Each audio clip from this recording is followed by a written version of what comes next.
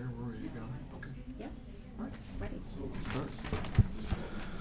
Okay, good evening. I'd like to open this meeting for our North Branford Conservation and Inland Wetlands and Watercourses Agency. This regular meeting of Wednesday, November 20th, 2019 at approximately 6:40 p.m. First thing I'd like to do is just call to order and do a roll call of everyone here seated this evening. To my left, we have regular members Frank Borgano and Jerry Fishbeck. To my right, we have Recording Secretary Mary Caruso. We have Town Planner and Wetlands Administrator Carrie Duquez. I'm Steve Scavo. I'll be acting chairman for this meeting. Next item would be the minutes from October 23rd, 2019, and site walk on November 9th, 2019. I make a motion to approve the minutes of, was it October 23rd, and also for the site walk of November 9th. Do we have a second? I'll second that. All in favor? Aye. Okay, aye, all right then.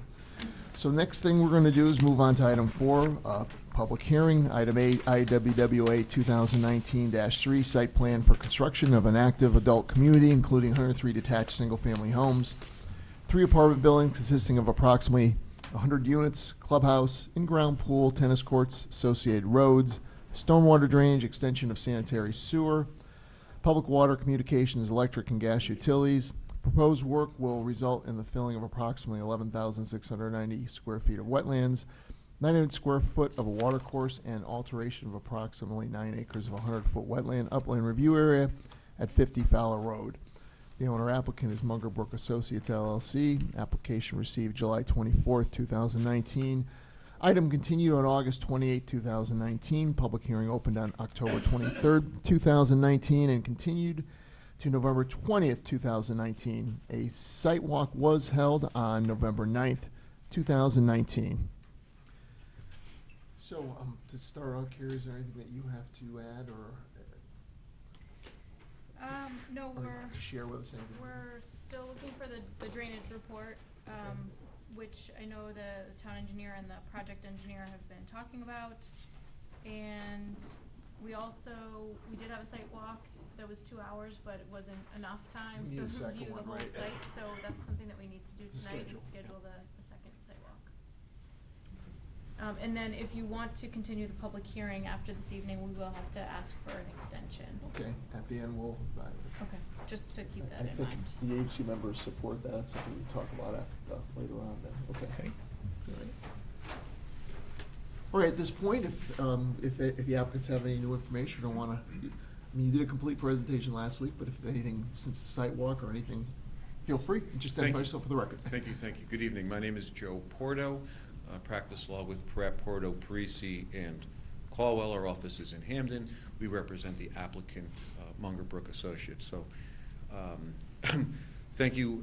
We did have the site walk. It wasn't completed, so we will, of course, grant the commission a 21-day extension, which will bring us into, I guess, early December. So the plan, from our perspective this evening, is to have David Lord, who is the project soil scientist, go over with the commission all of the activities that fall within the review area, and certainly all the areas that we were able to walk, recognizing that there's some part of the project that we haven't yet walked, but will, weather permitting, and recognizing that we're butting up against some time constraints and some holidays. It is our expectation and anticipation of having all our testimony, all our plan documents submitted to the commission and to staff, so that at the next hearing, which should be in approximately 3 weeks' time, at the conclusion, from our perspective, we should be able to offer the project as a finished project to the commission and close the public hearing. Fingers crossed. So, May I ask a question? Of course. Is your soil scientist going to tell us something new? Or, what is he going to tell us? Is it going to be new? Because my major concern with this project is it's huge intrusion on the wetlands and the buffer. I spent a lot of time going through this plan and highlighting the lines, et cetera, and I'm really have a lot of issues the way it's laid out. And I also have issues with the amount of reserves or recovered wetlands that are gonna be based on the first meeting and statements that were made here. Because the way I look at this is, when we get done, if this is approved, we're gonna say there's gonna be so much wetlands that's gonna have to be locked in place. And I do not, once it's locked, it's in stone. And I don't want to hear the Army Corps of Engineers or anybody else is going to make changes to that. That's going to be in stone. Because I'm looking for a huge amount of wetlands to be restored or made. In addition to that, when we did the site walk, one of the major concerns I have, based on my years of experience here, is that a lot of the houses are in the review area, and they're not detailed out. As we learn, these houses can change as people buy homes, etc. They can take and you can take and say, I want this model versus that model for a lot. So what we see on this plan is not necessarily the footprint of the houses that are going to be there. Plus, all these houses then will need to come back if they decide to put in a patio or something like that. And that needs to be resolved, as far as I'm concerned, before we go forward. All of that has to be resolved, because I don't want to hear that, well, you're putting something in a deed or you're putting something in a homeowners association's document, because that doesn't work.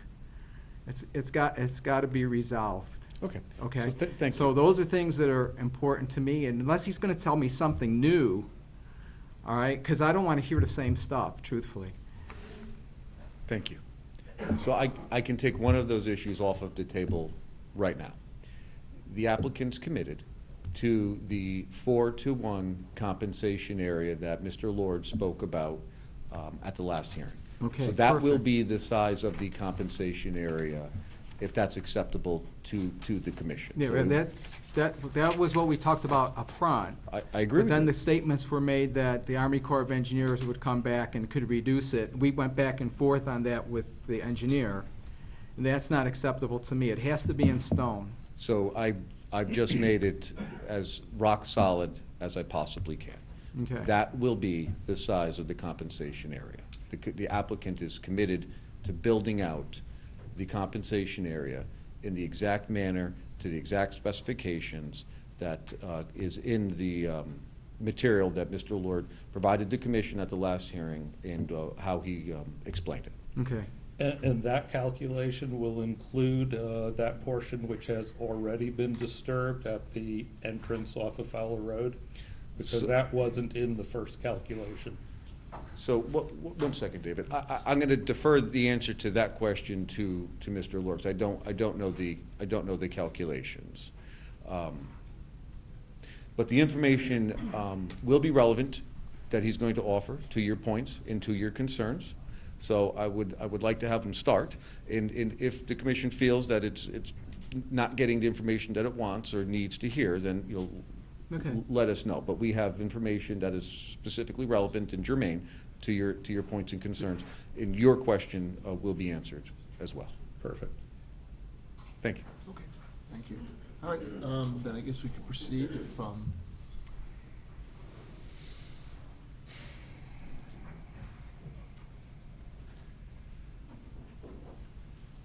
just identify yourself for the record, please. Good evening, Mr. Chairman, members of the commission, staff. David Lord, soil scientist for the project. Let me start off by saying I have one new document with new information to present to the commission this evening. But I want to support what Attorney Porto said. The mitigation is the full-size mitigation that's detailed in my latest plan. Evidently, I didn't make it clear at the conclusion of our discussion about that at the last session. That's what we are offering the town, the full compensation package that's in my latest planting plan. Any change that is required by the Army Corps of Engineers would be added on top of this compensation plan that we are providing to the town. So you are getting so the what- 4-to-1 compensation, and also I should say that, in answer to the commissioner's question, the access way off of Fowler Road The square footage that's listed in the impact mitigation plan is the total area that will be disturbed, including what's there now, today, and the new crossing that we're putting in because of the size upgrade from the Army Corps of Engineers. So that square footage that's listed in the plan here is exactly what the entire area that will be disturbed for the new crossing. So- It includes the existing crossing and the installation of the new crossing. So can I may ask, when you say the latest plan, I have a plan from June 24th and then revised September 30th. Is that the latest plan? Okay, the plan that we are talking about is in the revised to September 30th wetland creation mitigation plan that talks about the creation of this area of the site.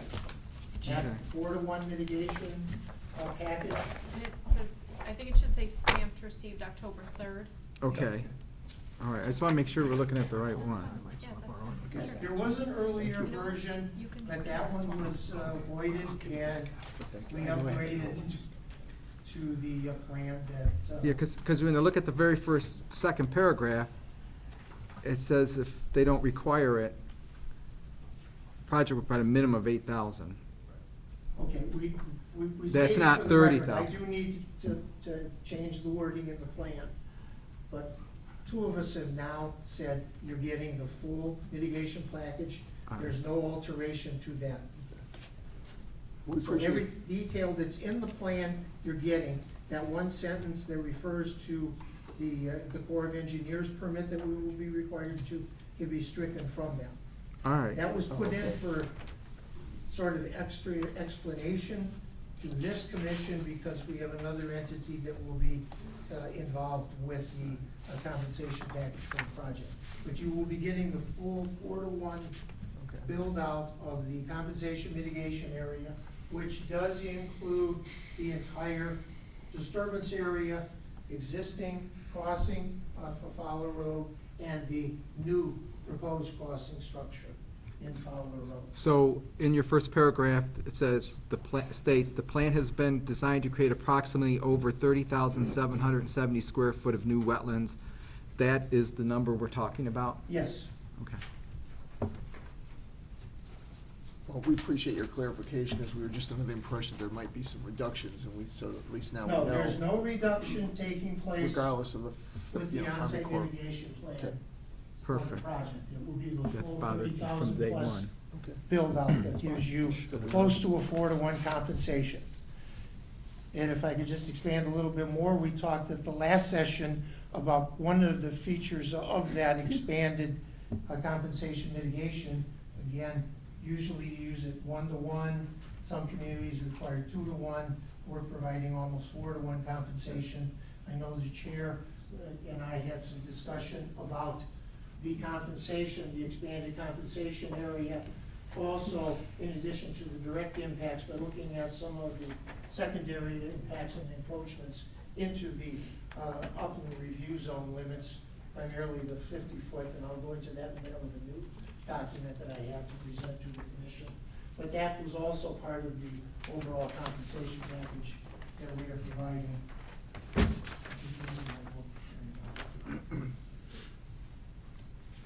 Is everyone clear on the mitigation package that's part of the plan? Okay. Then I think at this time, I'll switch to new information. What I'm passing out here is a document dated November 20th this year. Thank you. It's entitled Upland Review Zone Activities, Knox Hill Village Development, North Branford. Carrie, do you want a couple extra copies? Yes, please, for the members that are here. Thank you. Is that enough? Yes, that's fine. Okay. I have 2 extra copies if anyone from the public would like them. I'll just put them over here.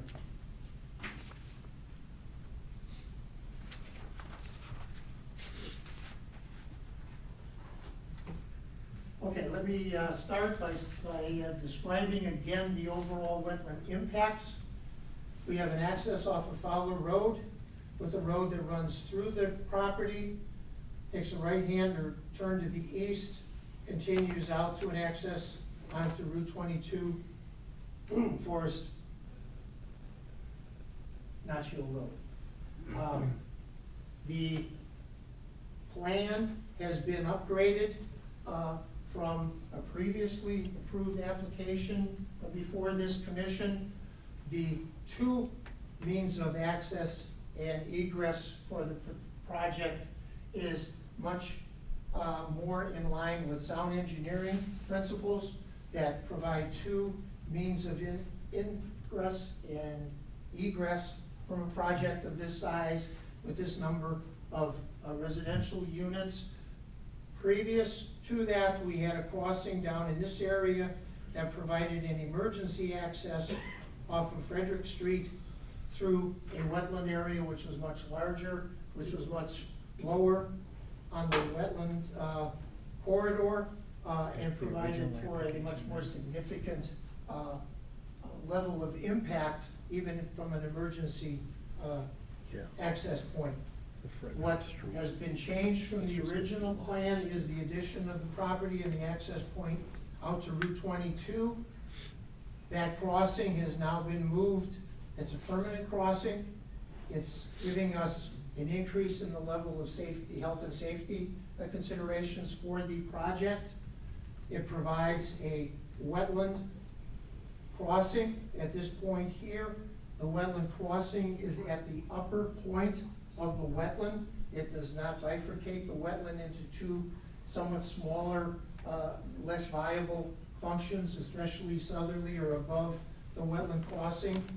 This crossing is a much improved crossing location and impact to a wetland system. For those of you that were on the site and for the public that was not on the site, this area of wetland impact is behind a small shed farm building. It's right, the farm building shed is right to the west of the proposed impact area. The impact area consists of an excavated area behind that shed that is over time been filled with metal pieces, plastic pieces, what appear to be farm machinery or yard agricultural machinery. I've monitored this for a number of years. It has a greatly fluctuating water condition in the pond. It was looked at previously as a potential vernal pool. It's not a vernal pool. It does not provide vernal pool habitat functioning in that particular area. So that's a significant change from an earlier concept, one that was approved in an earlier configuration of the road system and access addition for the project. During the site walk, we talked about, and what I'm going to do now is switch to the document which I just passed out. It talks about the upland review zone activities which are proposed for the project. We've identified 6 buildings and 2 activities, development activities, proposed within the 50-foot zone out from the edge of the wetland. Now, I understand there's a 100-foot upland review zone that's governed by this commission. I'll be talking about the 100-foot zone in just a moment.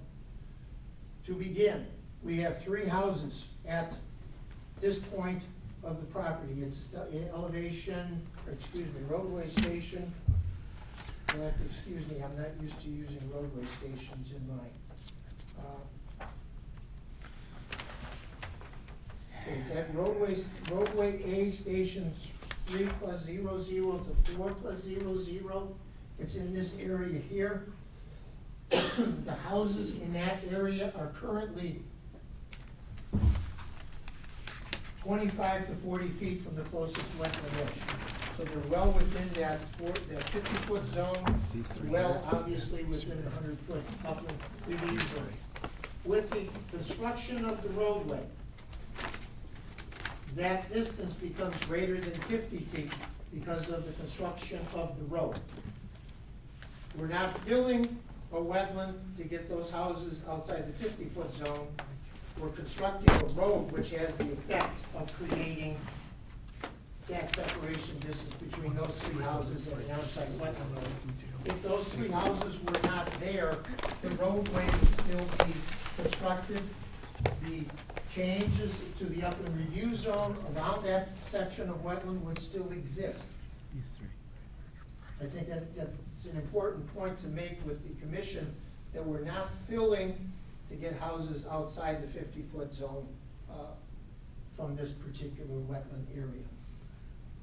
Does everyone understand what I'm Yeah, describing with that that? just, I mean, that is of concern for us, and we appreciate your explanation. My thing is too, is being that close to the wetland, I mean, are we proposing basements? I'm just thinking, you know, or a slab, because I don't know what the water table there is, but I imagine it's probably Pretty, yeah. pretty, you know, pretty high. I'm gonna have to I'm just wondering, I refer mean. that to the engineer. Okay, well, when we get to, I just, because that bend area is a concern, I think, for all the agency members. We're still trying to take it in, so we appreciate your, you know, your Sure. explanation of And, that. and maybe you could help with this, but what is the setback from the road where the house can begin? Because there seems to be, I have to look there, is it, I think it's 20 feet, 10? there just And seems to be a lot of space in front of every house to the road. Yes, just so for the record, I'm Mike Ott, I'm a professional engineer, excuse me, and land surveyor. If you recall, I think we talked about this, all the detached structures are about 34 feet from the edge of the road, because we have a 4-foot grass strip, a 4-foot sidewalk, and we have a driveway of some 22 feet or so, I think, to be able to park cars in behind the back of the sidewalk. So I think they were, I think from the edge of the road, I think we have 22 and 8 is 30. I think actually it's 32 feet, I'm sorry. It's about 32 feet in total. To the face of the garage, I should say.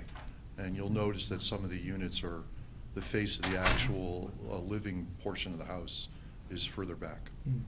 So the houses then move out of the 50-foot, but they're still within the 100-foot. We're still within the 100 foot. There's 1 to 40. 1 to 40, Now, all three homes, correct? Yes, all three of those homes. Oh, gotcha.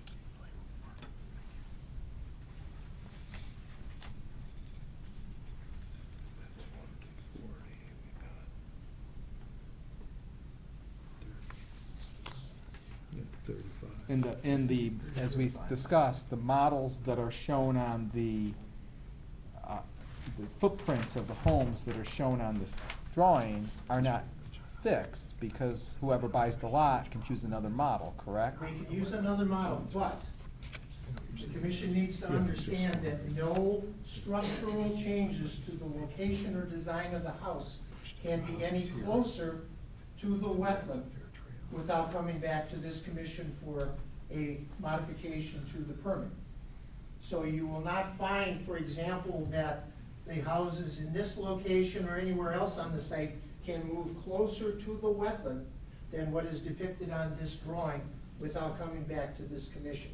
These house structures, for example, are shown, and if you look, and I'll just point to one of them for explanation purposes, the corner of there's a small square that's associated with each of the house structures. Right. Those are proposed deck areas that are attached to the house. There's no patio proposed behind any of these structures. That would require coming back to the commission for a change in the permit. You do not have any structures or any additions that are shown beyond the limits of, again, I'll just point, they won't come any closer to the road in this case, but it's better to show, say, the house near Station 9, for example, will not move closer to the wetland area without, or any associated patio or hardscapes structural members without having to come back to this commission. So what you see on the drawing is what's going to get built unless you see a permit modification application. I'm sorry, I missed the part where you said, which is the representation of the patio? The little square. The little square. So this would be a And patio, that'd be a patio, that'd be a. and what are these small protrusions? Or deck. Fireplace. Decks. Deck. Yes, no, that's a that's a fireplace. Oh, that's a fire, okay. Yeah, that's too small to be a deck. Yeah, that's what I thought. But, so help me here understand so this house here is clearly in the 100-foot, right? Yes, From this line. Okay, where- from the existing one. From the existing, so where does the line change? Because this map obviously isn't up to date then, right, based on what you're saying?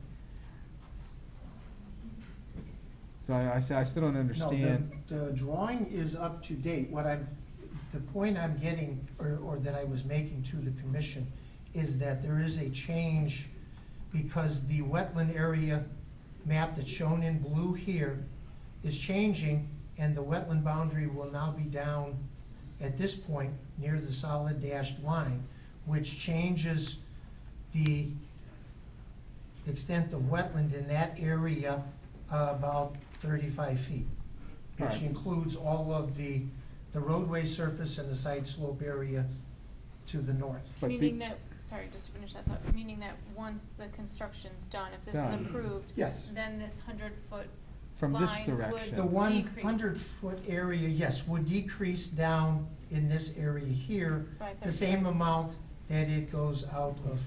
But this is the 100-foot from this Correct, wetlands. then it would not change. That's not gonna change. This line is not gonna change, this line, and, yes, you were actually pointing to, no, here's the intersection. Right, so that line's gonna change. That line's gonna come back. down. 50 yes. feet. No, about Thir- 40 feet. All right, 40 35, feet. 35, at one point, it's coming back 35 feet. All right, so, but for the sake of argument, this house then would be totally within two different 100-foot wetland. It is region. today, Right, and it will stay that way. it will stay there. And this one is partially in it, but based on this deck location, right? Yes. And it will still stay in the 100-foot. A portion of it will. And this one here will be out of this 100-foot, but it'll still stay in this 100-foot.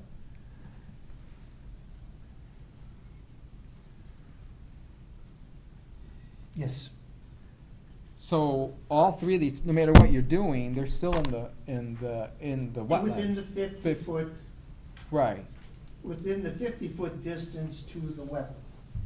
right.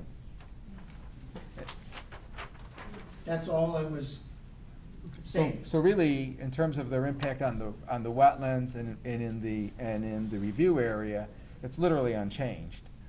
It may be changed. Well, the significance is it's not going to be within 50 feet, and I will continue to talk about that in my presentation of this document. So what happens if we asked you to remove those three houses? Why do they need to be there? Why Why They're- take them out? Why do they need to be there? That's something for the commission to Okay. decide on. That's not for me to think. What I'm telling the commission is the facts of the design that's before the commission now with the application, that these three houses are within 50 feet of the wetland presently. With the construction of the necessary road access out to Route 22, the houses will be outside 50, they will be 50 feet away. From a wetland impact standpoint, the house that we are talking about are going to be on the opposite side of a roadway from the wetland. I hear you, I understand that. They also will be a separate distance away from the main central corridor wetland, which is to the east of those structures. But they're still within the review area. They're within the review area, and I'll now talk about the review area, Okay. if you will. At some point, I just have a question, and I don't know if now is the right time, but if you could just talk about the details about that roadway, because it is so close to the wetland there, if it's, will be graded, or if there's a retaining wall? It's grading. Okay. I see the grading lines there, I just wanted the commission to understand that, to see those solid lines. It's a grass vegetated slope. There's no retaining wall that's Okay, proposed. I just okay. wanted the commission A to gentle understand slope, that. you mean on each side? It's a gentle Okay. slope, Vegetated, okay. 2 to 1, That's, 3 to 1. that's what was as described when we Something did the that walk. can be vegetated, He described it that way when we did the walk. yes. Okay. That's, thank you I think for the whole, clarifying. everything's, all the roadways are, where they're in the wetlands, like the one that cuts through, I can't, where the trolley trail is, trolley that's trail. all graded too, right? That's all graded and all Everything- vegetated. The only place that I recall that there was a wall was by Tennis courts. the tennis courts, The right? tennis court, yes. That's the one place where we still have that. Okay, if I can, I'd like to read the first 2 paragraphs of the letter that I just passed out to, not for the commission's edification, but for the public that's here. Upland review zones are areas immediately outside the delineated wetland and watercourse boundaries. A 100-foot upland review zone limit is regulated in North Branford. Upland review zones provide an important level of protection to the associated wetlands and watercourses. These protective functions include controlling non-point source pollution, protecting aquatic habitats, controlling temperature, that's temperature gradient changes within the wetland system itself, providing food for aquatic life, insulating fish and wildlife from human activities, and providing a corridor linking wetlands and watercourses. Second paragraph. The above functions are not present in every upland review zone, as wetlands and watercourse provide a wide range of inherent functions and values. They're addressed, those function and values are addressed in a separate document, the function and values assessment that I submitted earlier and is in your application package. Physical characteristics within each separate upland review zone vary by site and variations within adjacent on-site wetland resources. Several characteristics of upland review zones are extremely relevant. These include significant wetland and watercourse resources, again relating back to the function and values assessment which we performed. Also, slope gradient. Steeper slopes obviously have higher potential for impact to the associated wetland than flatter, more gentle slopes. Soils. Highly permeable soils, which we have in many areas on this site, are much less likely to have runoff, much less potential for impact to the associated wetlands and watercourse resources. Existing vegetative cover. Again, we have a very wide range. The area that's currently being worked on site is devoid of vegetation. It's relatively flat, but it has a varying degree of characteristics in its potential for adverse impacts to the wetland resources. And adjacent or nearby urban areas and existing developments. By that I mean, for example, the wetland corridor in the southwest corner of the site is bordered on its western side by existing single-family residential homes. That has an impact. That's already been affected the wetland area that is along this portion of roadway A. That impact is there because of the level of human activity.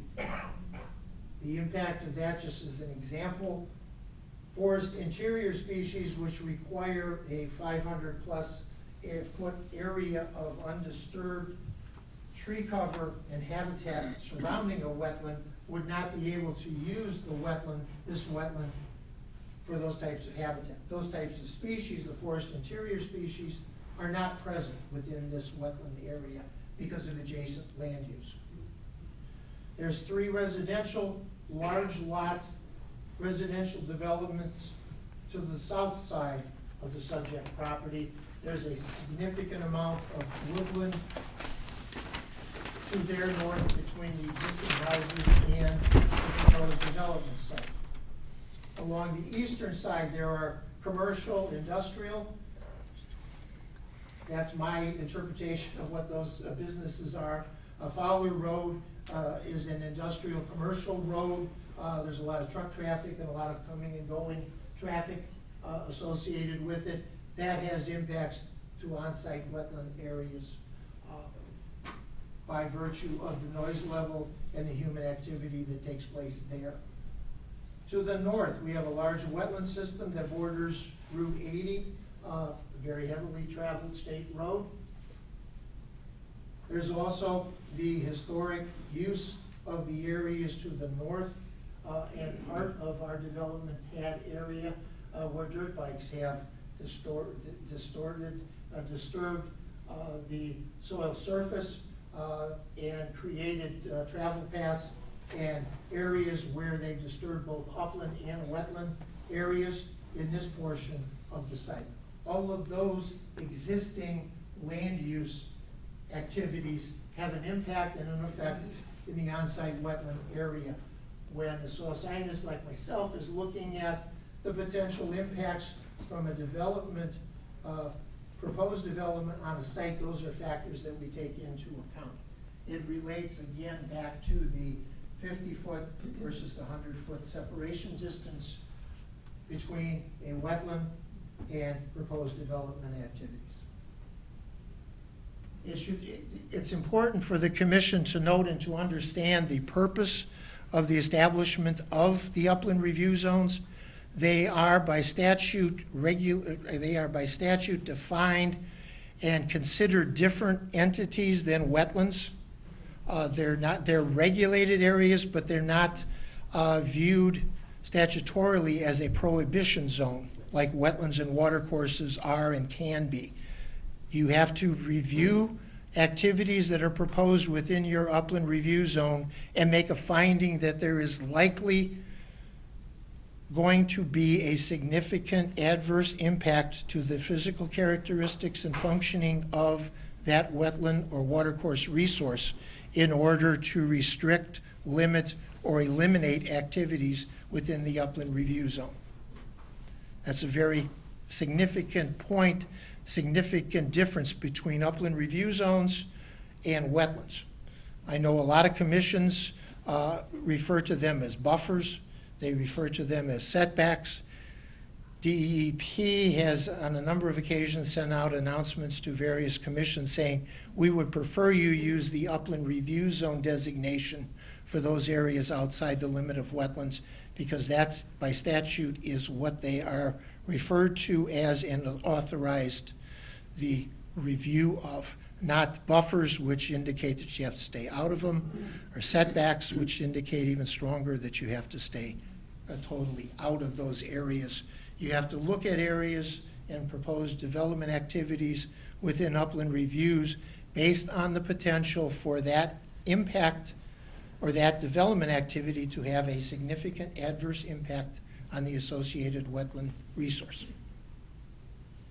Are there any questions about what I've just said about what constitutes a upland review zone from a statutory standpoint? Okay, then what I'd like to do is move on to the activities. We've already talked about one. I'll move to the next, which is a section of sidewalk and parking lot area on Road A, which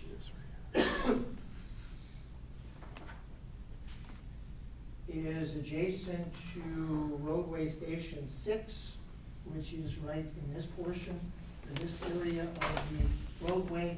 We have a proposed parking area and a sidewalk area, which is within 50 feet of the adjacent wetland resource, which again is this very narrow strip of wetland, which is bordered by single-family residential development on the western side. It comes within the 50-foot distance back from the edge of the wetland.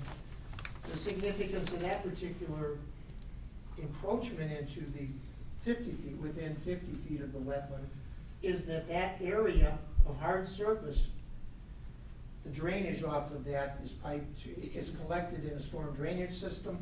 It's conveyed by storm drainage underground pipes to a discharge point that you saw on the sidewalk that's at the south end of that structure. It goes through a hydrodynamic soil separator to enhance water enhancement quality-wise, and then is discharged by a level spreader structure to flow overland before it gets to the associated wetlands. So there's a level of protection that is built into the design for that particular development activity which is associated with an encroachment into the 50-foot upland review zone.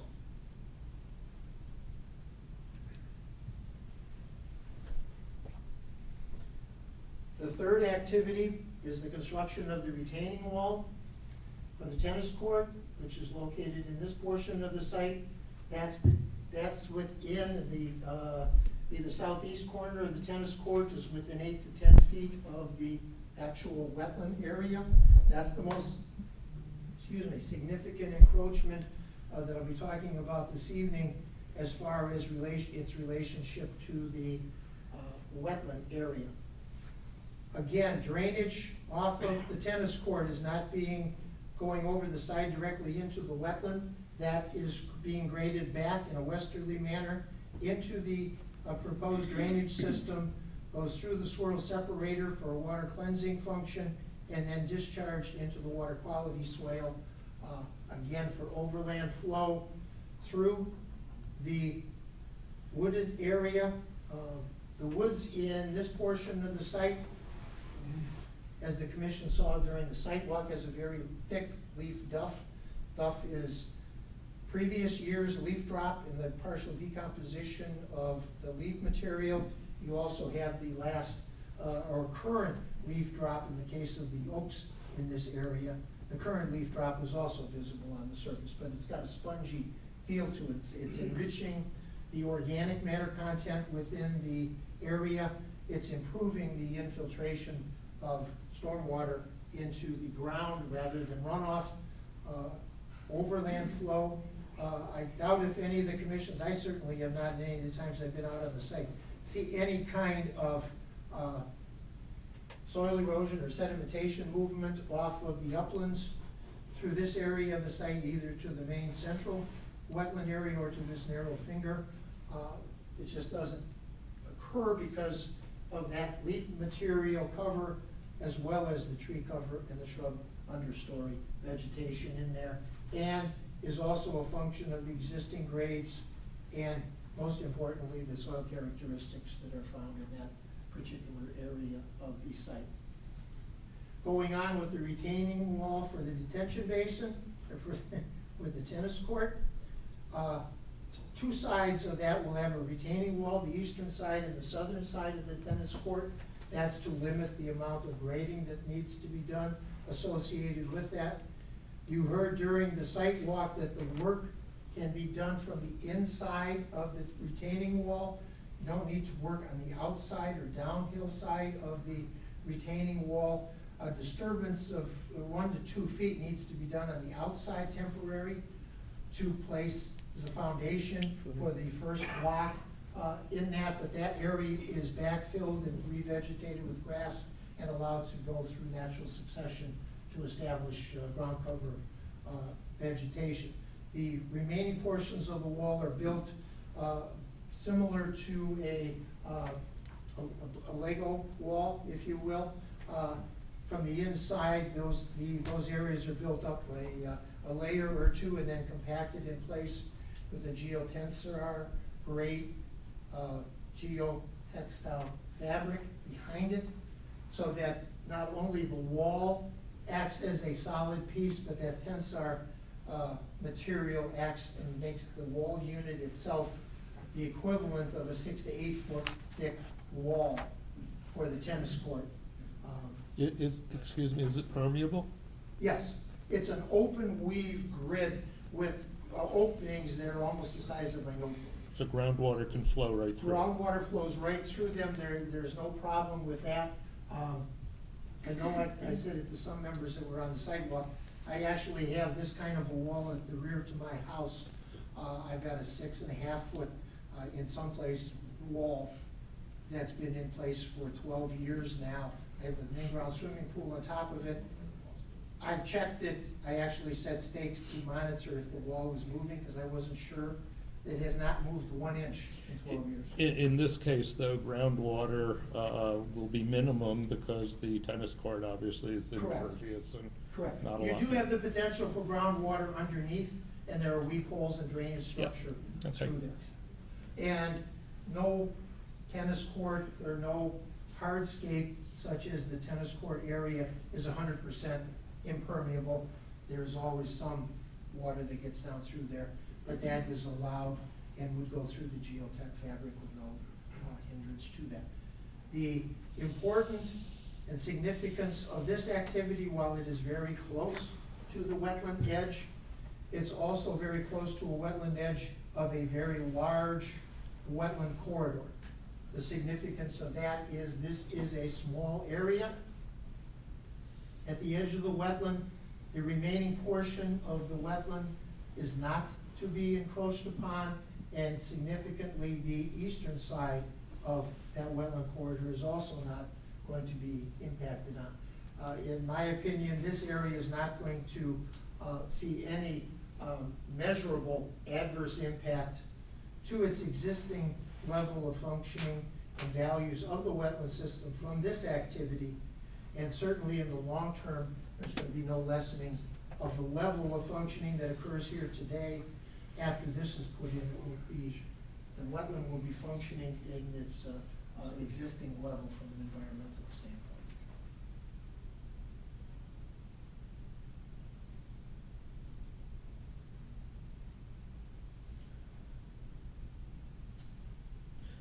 The net, Excuse me, Sure. sorry to interrupt, No, that's but, all right. No you know, problem. before we leave the area of the tennis court, one scenario I can envision is people out there playing tennis, people at the swimming pool. This whole development is in an area where mosquitoes are going to be a serious problem. Now, people are gonna start complaining about the mosquitoes, and they're gonna want areas sprayed. How do we deal with this? well, one of the very lesser-known facts is that a healthy wetland system, such as the area that we have in the central wetland corridor, do not generate the type of mosquitoes where you get West Nile and other insect or mosquito problems. It's stagnant water that sits in old tires, in old bird baths, in old depressional areas for any length of time. This wetland system has an inflow of groundwater. It has a flow through of surface water through it. Healthy wetland systems, and you can check on this through the DEP website or DEEP website, they say right there, healthy wetlands do not generate mosquitoes such as cause the mosquito-borne diseases. Well, what that we about have. the other mosquitoes? I mean, I nuisance guess ones. We have other mosquitoes. the wetlands that I live in, I guess are not very healthy because I can't go out of my house after 6 o'clock in the evening. It's going to be a problem. I've lived in this area my entire life. Mosquitoes are going to be a problem, and I'm very concerned about the use of insecticides to eliminate this whole thing. There are products and methods that are readily available present, and, okay, I'll use my house again as an example. We have what is known as a Dynatrap mechanism. I have wetlands at the base of the hill where that retaining wall is. I put in 2 of the Dynatrap systems. They cost about $3 a day to run. It's an electric bug catcher. I do not have any problems around my swimming pool. What's the from collateral, mosquitoes. what's the collateral damage, or does it only attract mosquitoes? Well, it kills primarily mosquitoes because it has an attractant for mosquitoes, but you can get other flying insects in there. Hornets, wasps, very few moths are attracted to it. There's some, the white moths, I'm not sure the genus. Can I just Yes. add to that? I mean, you know I respect you. You've been here before. I think you do a Mhm. fantastic job, and I believe you what you say. But once this is over with, you're not managing this site, right? You're gone off and you're Mhm. working on some other project. So now you got some local guy that the homeowners association hired is managing the site. The residents get all upset over the mosquitoes. How do you propose that we guarantee in the future that you're not gonna spray a pesticide, for example. I mean, that leads me to all my questions regarding this development that's in the buffer. How do we guarantee for perpetuity that somebody's not gonna take and do something like that? How do you do that? One of Because the you can't, mechanisms- you can't. No, you can't. One of the mechanisms that I have seen in an approach to that solution is to make a stipulation in the wetland approval that the homeowners association put into the document that sets up the homeowners association, limited to no pesticide use for control of mosquitoes, that other methods must be used. Now, it's not a guarantee. No, I know. There's no guarantee that I know of, that I've ever heard of, that is 100%. But if that is the ultimate goal, or the ultimate resolution, then no new construction will ever be allowed. It's just, No, that's a agree, basic I agree fact. with you on that. But I have seen many of the homeowners association documents that limit the application of fertilizer types, pesticide use, no aerial spraying, that it's all low volume hose spraying rather than aerosol spraying that goes right onto the plant itself. Those are the methods that are available now and can certainly be required as a stipulation of the permit. So can we put that in the minutes, that that's what we want? Joe, you look like you were about to add something a moment ago. I was, but Mr. Lord took the words out of my Okay, mouth. So great. he's not only a good soil scientist, but he's a pretty darn good lawyer, too. There you go. So that's what we would do. You can make it a condition of approval, which would run in favor of the commission. The ZEO can then enforce that, which would be a part of the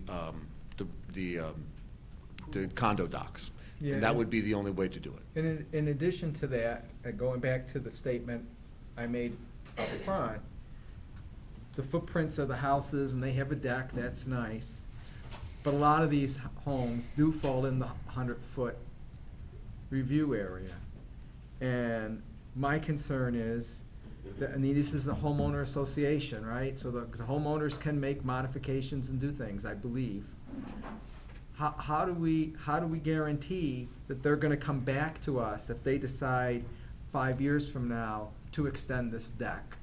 I mean, how do we, even if they're in there a month and decide they wanna do something additional, there's so many homes here in the upland review area that I don't see how you manage that. And to me, I know from, again, based on my experience on this board, even though people know they're in the review areas, they just do what they want, because that's the world today, right? It's all about me. So how do we protect, it's not about me, it's about the environment as far as I'm concerned. How do we take and protect, what are you gonna propose that you put in the documents and post on people's homes that are in the review area, so that they know that they can't do anything in this 100-foot buffer unless they come to this commission? That's a major concern I have, because there's so many of these houses in there. And I know people make changes. Okay. Well, we can certainly post the medallions, and. Which we're gonna ask you to do. And we would do, and we certainly would do. We discussed that the house can't be moved. There's a envelope within which we Understand. would seek the approval, and that's the area where it would have to be built. And if a CO were pursued, it'd have to come to the building department, and it could be located on the plan through staff, and they would realize that if there were a change, that change would have to be, if it were a change, it would have to come through the commission in order to receive an approval or a denial. Right. I can tell you, as of tonight, we do not have the condo association docs prepared. So, that would something that would occur after the approvals, should we get them, not only from this commission, but from the Planning and Zoning Commission. So we're, a few steps away from that. I can see if I can work on some representative language for your review, if that would be of some interest at the next hearing. Yeah, I think I think that so. would be very good. I mean, Yeah. we can even make an approval contingent upon making Right. sure that An the approval items that we are coming in. concerned about are in the, I know you haven't written them yet, but I don't Mhm. think you'd be opposed to doing that, because you probably are gonna add some things anyway. Just up to some language in there that, you know, would give, at least protect us in some way. Yeah, it Absolutely. doesn't have to be the complete document, it's just Mhm. that this is language you're gonna put in there, you Sure, know? sure. You know, because we understand that. I guess it's, having been burned so many times, I'm gun shy of it, and then, you know, houses are sold 2 or 3 times, and somebody else comes in there, and I can tell you, I'm just as bad as everyone else. When you buy a house, you get a stack of papers, all these legal documents, the deeds and all this other stuff. Never read. Nobody reads that stuff. In this regard, you do have a additional level of protection. Correct. You have the homeowners association, but you also have a number of neighbors. And it would take me some time to generate a number of levels of work and sites of work that I have accrued over the year from one neighbor commenting to town staff, my neighbor's filling in his backyard, he's doing something that Yeah, we get that here. we can't. Yeah. That is a significant level of protection, especially for this, because you have a lot of people on either side of any particular house. If they start going towards the woods, their neighbors are gonna go first to the homeowners association, and then they're gonna come to the town, because they're buying this particular product, this particular footprint, this type of an environment. They don't want somebody who's gonna extend his common area backyard another 50 feet into the woods. Understand. I So- live in a development like Okay. that, so I'm with you on it. Yeah. But again, I'm speaking from experience. You have to Sure. understand, it's just, I just don't want. There are some mechanisms that are available, and certainly in this one, the neighbor watch group would be a significant enforcement tool to keep things within line with the approval. And just to add, like, and we feel the same as Frank, and we understand that, you know, you can't 100% guarantee anything, but we want to make, knowing what we know and experienced in our town, I'm sure all the wetlands too, we just want to put as many protections in there Absolutely. to make sure that if, you know, you got to set the bar high. You may not get to 100%, but you got to shoot for that. Yes. You can't shoot for Yes. mediocrity. But anyway, so that's what we're looking for, whether it be, you know, Yep. and it's not just one document. We can put all the special conditions we want, and that's fine. We need the condo docs to reflect it. I know condo associations can be very strict, which is a good thing. We're all for that. We just Absolutely. want every avenue where we can Yep. try to get enforcement and protection of the wetlands, you know, and it's gonna take, there's no one statute that's gonna do it. So that's why we're not trying to grill you, Dave. We're looking for No. help on this, you know what I'm saying, more than anything, because you have I never experience. feel that, Okay. and the commission needs to understand some of the comments that I make back, especially about the neighborhood enforcement angle, is not only directed at this commission, but anybody else who hears my words in regards to this application. Talks about the levels of protection that they may not be aware of, but are there and in force, and are actively, very actively pursued to the extent where they don't get away with much, especially in a development like this. Somebody's gonna see you're out there.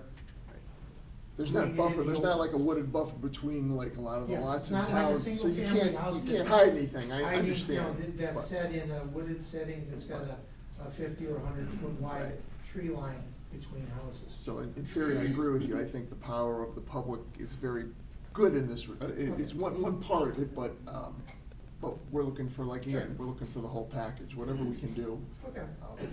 Whatever you can recommend and put into writing, you know, to. Right. I think the So it sounds like next Frank, at least we're activity making progress. that I want to talk about is a single-family house that is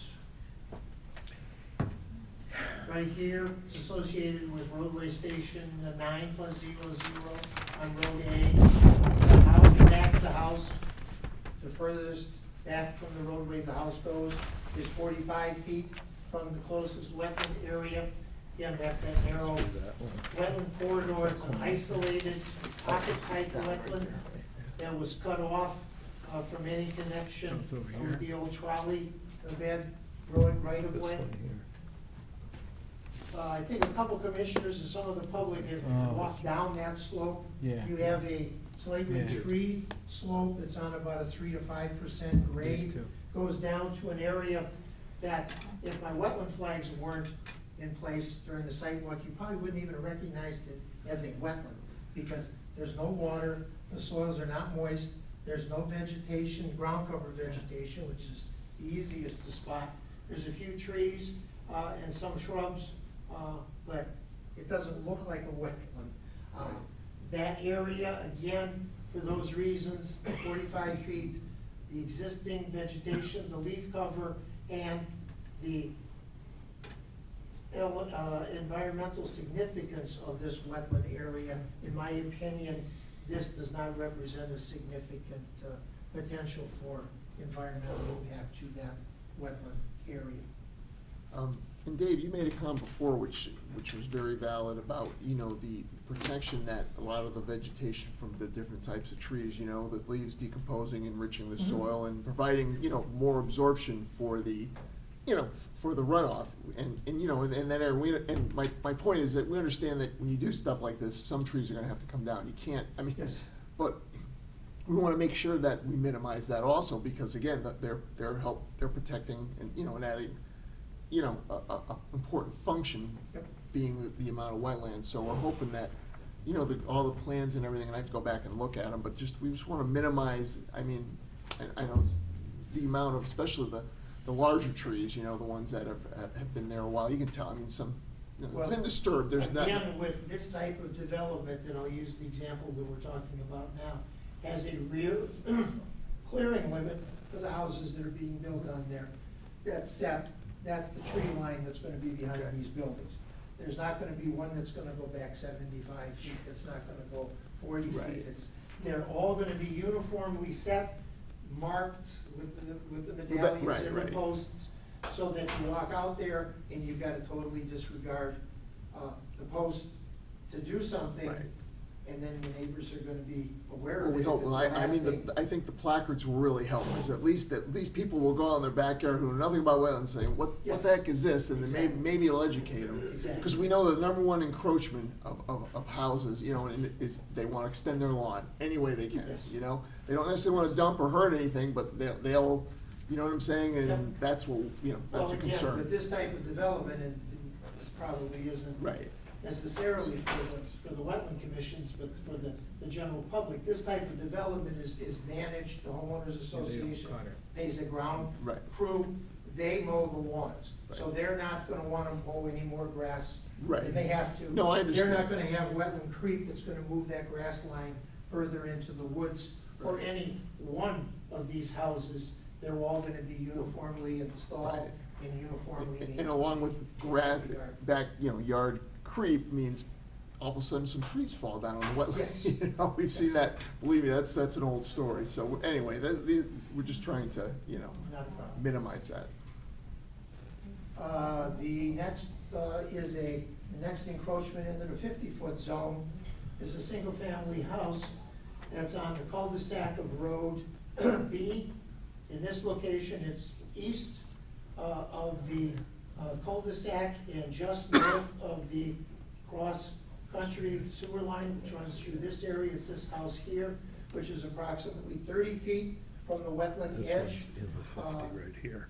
This area, for those of you that, again, were on the site walk, this entire area was cleared at some time in the fairly distant past, clear cut, and then it's regrown into a sea of invasive shrubs, primarily autumn olive, but there's a significant amount of multiflora rose that actually extends right to the edge, and in some cases hangs over the edge of the wetland, shading out some of the wetland.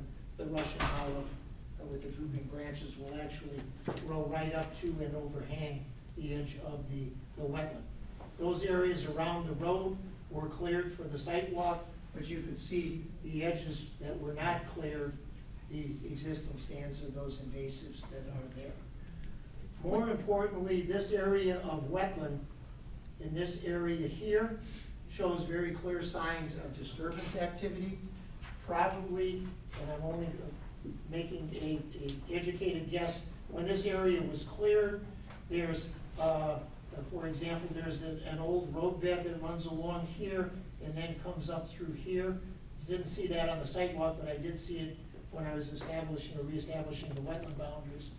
But more importantly, in this area of the site, there's stockpiles, the bucket dumps. The wetland and the upland in this area is highly disturbed.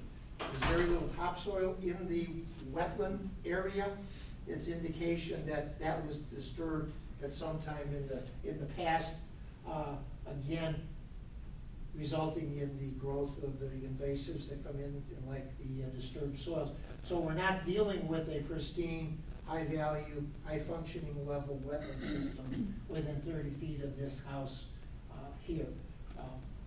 Would you be able to mark that location for our next site walk?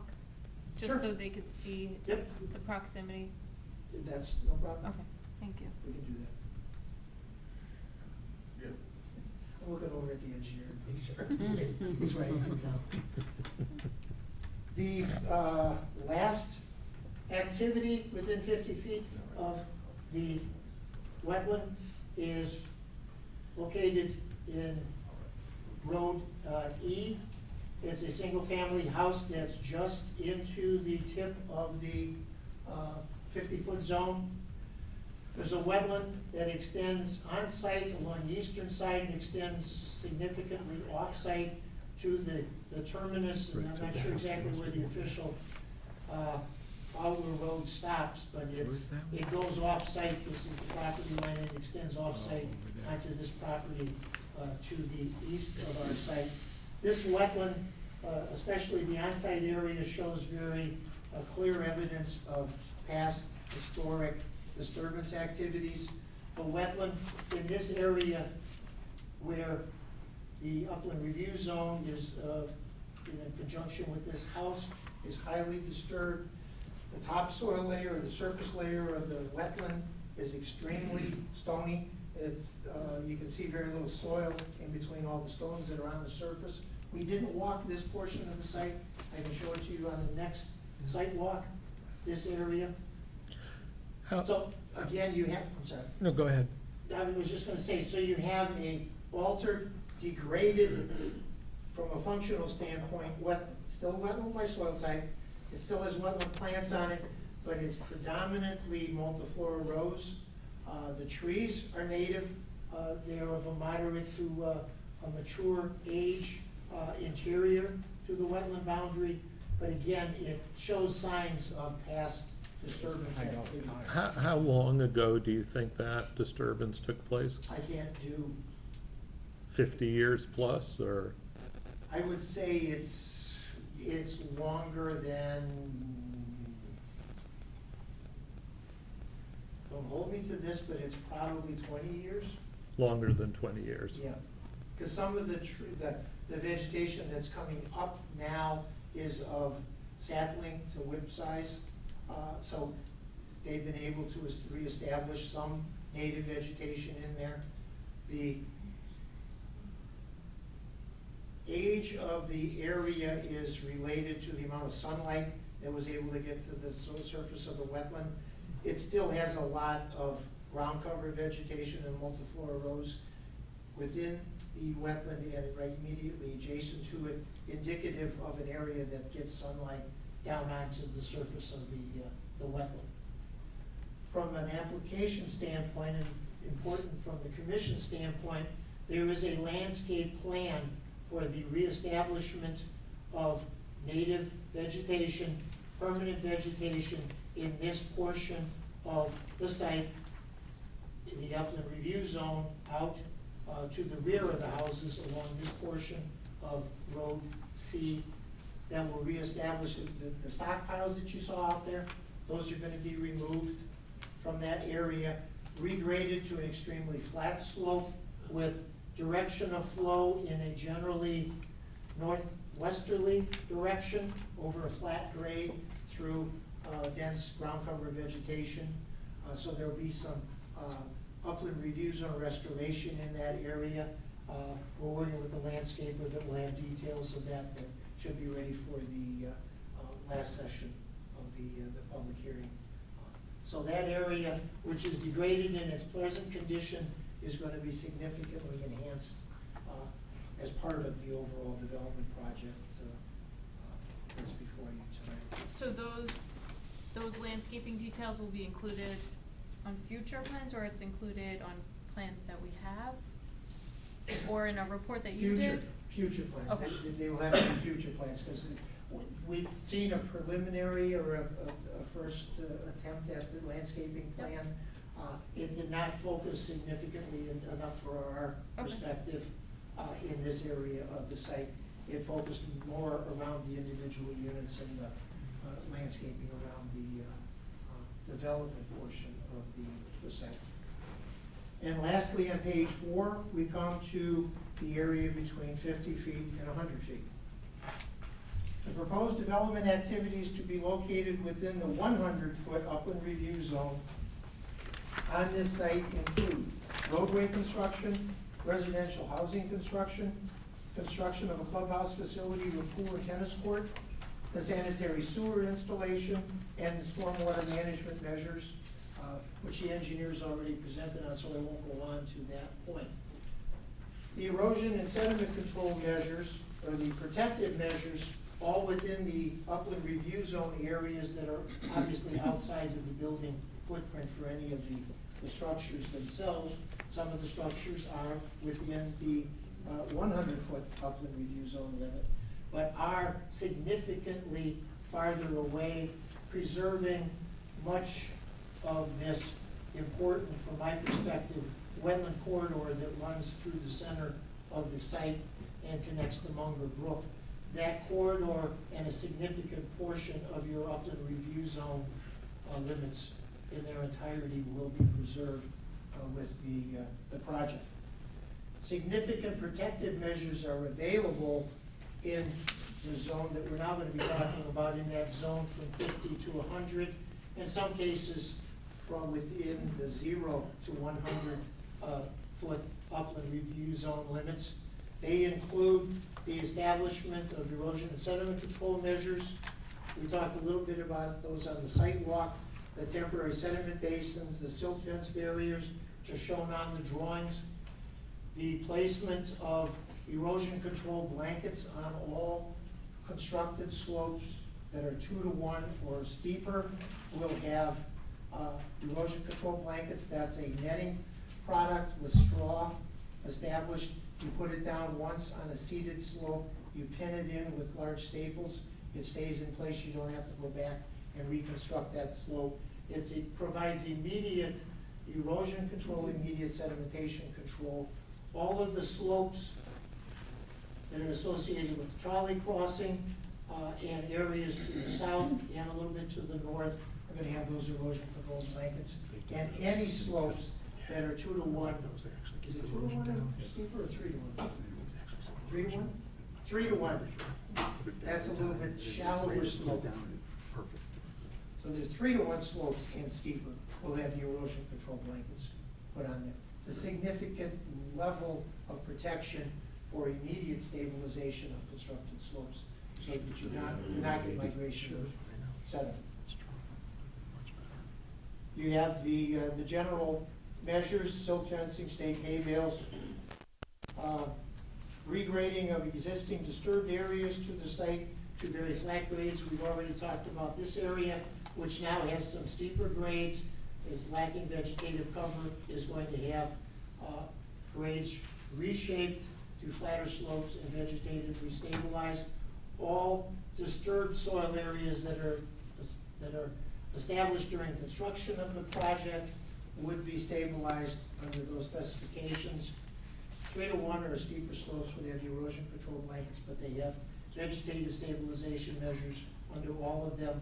And most importantly, in areas you have, for example, here, you have a slope that's just outside the 100-foot upland review zone, but importantly, you have that entire 100-foot upland review zone area to have infiltration practices, slowing down of surface water runoff before it reaches the wetland.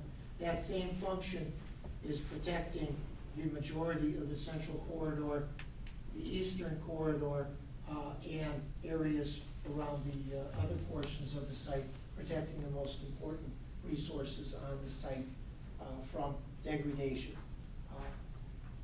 And at this point, I'll just read the concluding statement that I make on page 5.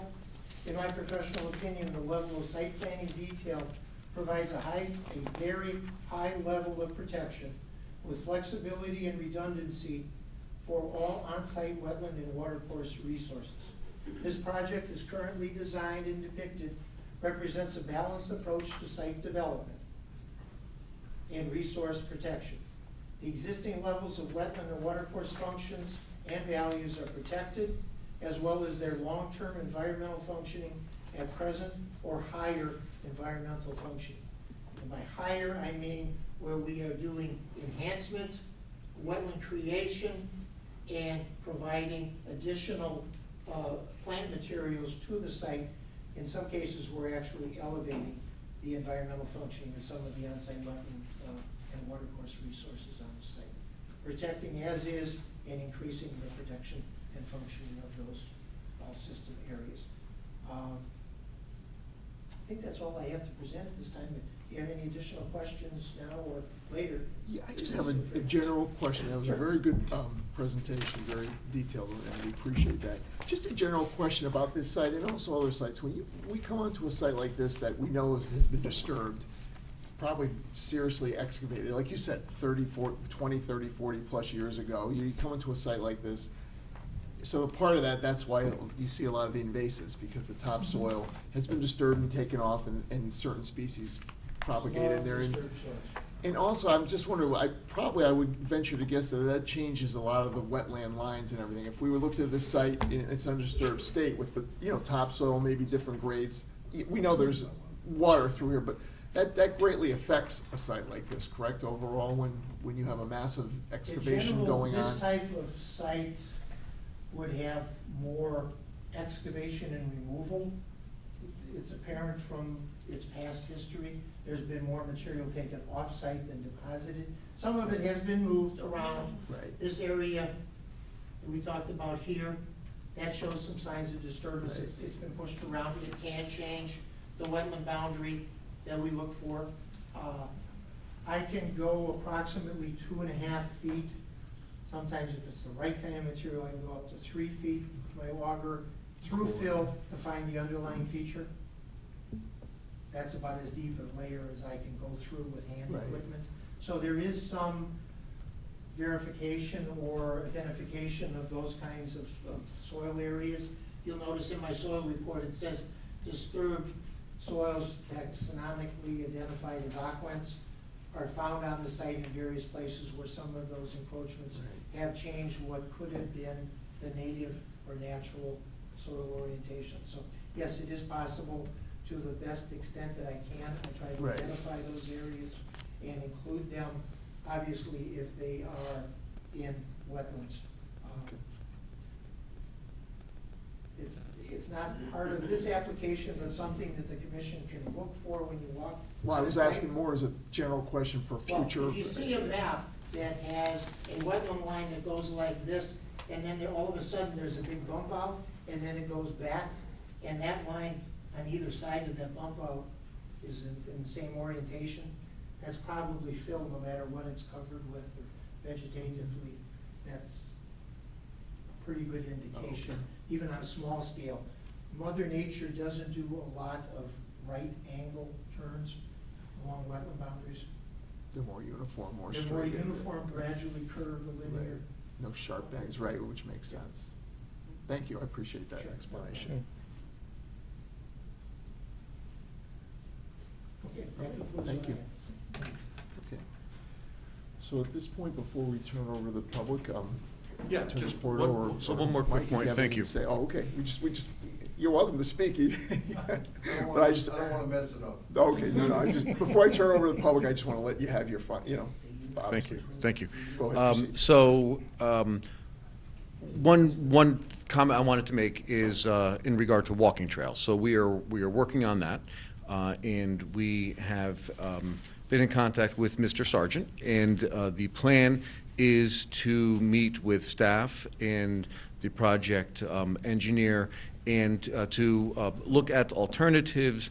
And one of them that we are considering, but haven't yet pulled the trigger on, is deeding to the Commission, the Conservation Commission, a substantial track or substantial piece of the track for the development of walking trails. So it's on the agenda, it's being pursued, and it fully anticipate a more detailed report in 3 weeks' time.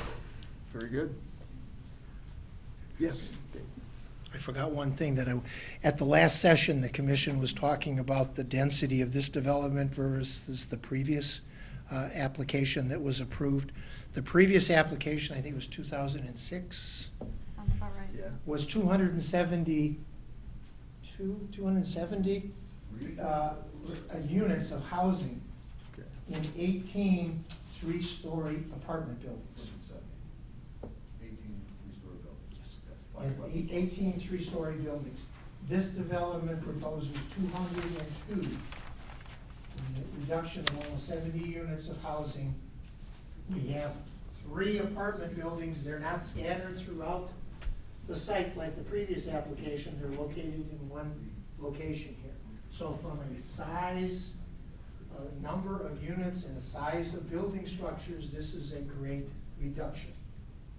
We appreciate that, because one of our members who wasn't on the first one had actually had asked me that, and I was glad that you clarified Yes. that, because I was gonna go back Yeah, and ask. that stuck in our minds too, that we needed to Yeah, provide. well, we the appreciate commission that, because she wanted to know. We've already, and I talked earlier, a change significant in my perspective, the change from an emergency access point off of Frederick Street to the full egress and ingress from Route 22, and the removal, the previous application had over 2,000 linear feet of retaining walls, some of which approach 10 to We 15 were feet asking high. last year, remember, we couldn't. Approximately. I'm not Right. sure about the height, but the length is over 2,000 Oh, okay, linear was it feet. that But- long? but- That had, and that particular alternative presented a physical barrier to the migration of wildlife through the site.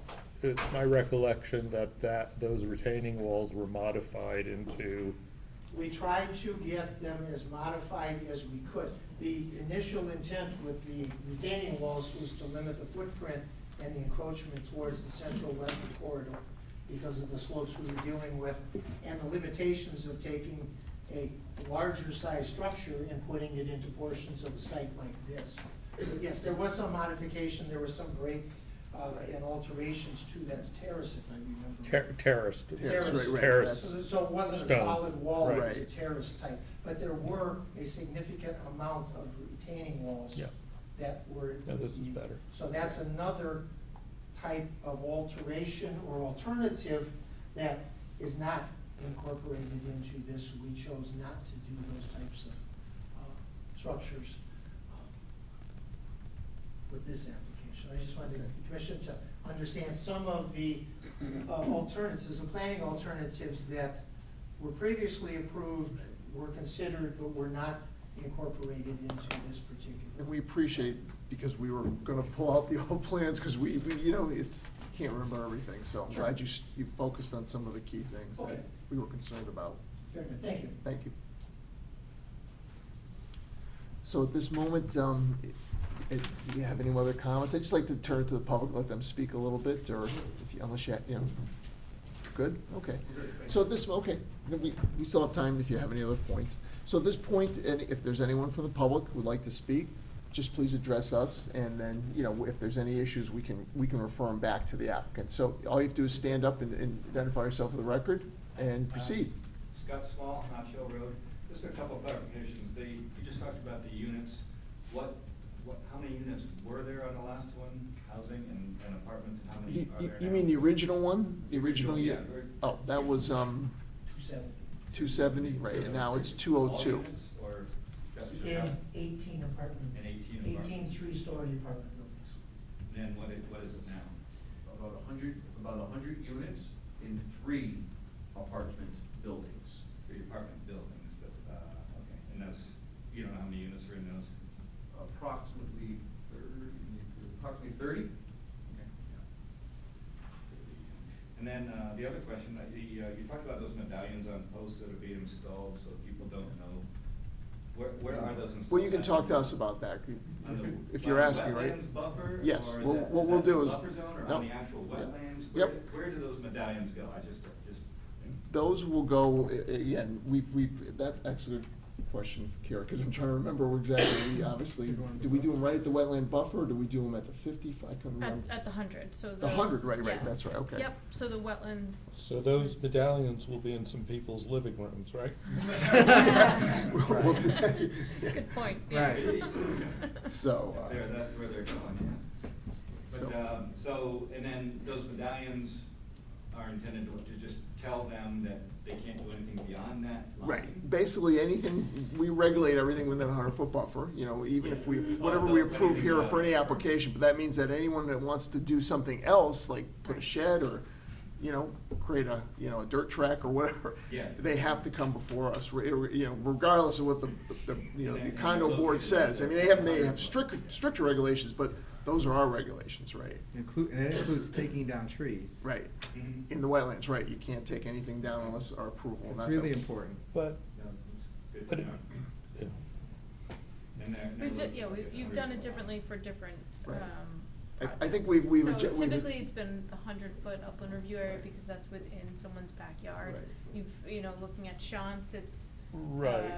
50 feet But maybe. if we're, and- if we're Well- approving a tree line at a particular Right. point. We should probably put It them would at the tree probably line. be at right, that right, tree right. line. So, Right. there's no, Right. no cutting the trees or any, Yeah. right, At the right. That's, I think we'll extent- have to, we'll have to talk about Yeah, that, but but if it's in that's. somebody's living room, it'll enhance the property value. Yeah, right. Especially if we get land trust medallions. Yes. Thank you very much. No problem, thank you. Would anyone else like to speak? And just identify yourself for the record and proceed. Good evening. My name is Susan Demisi. I own a little over 20 acres of land that's adjacent to this proposal. It goes from where we went in at 50 Fowler Road back to just beyond the trolley road.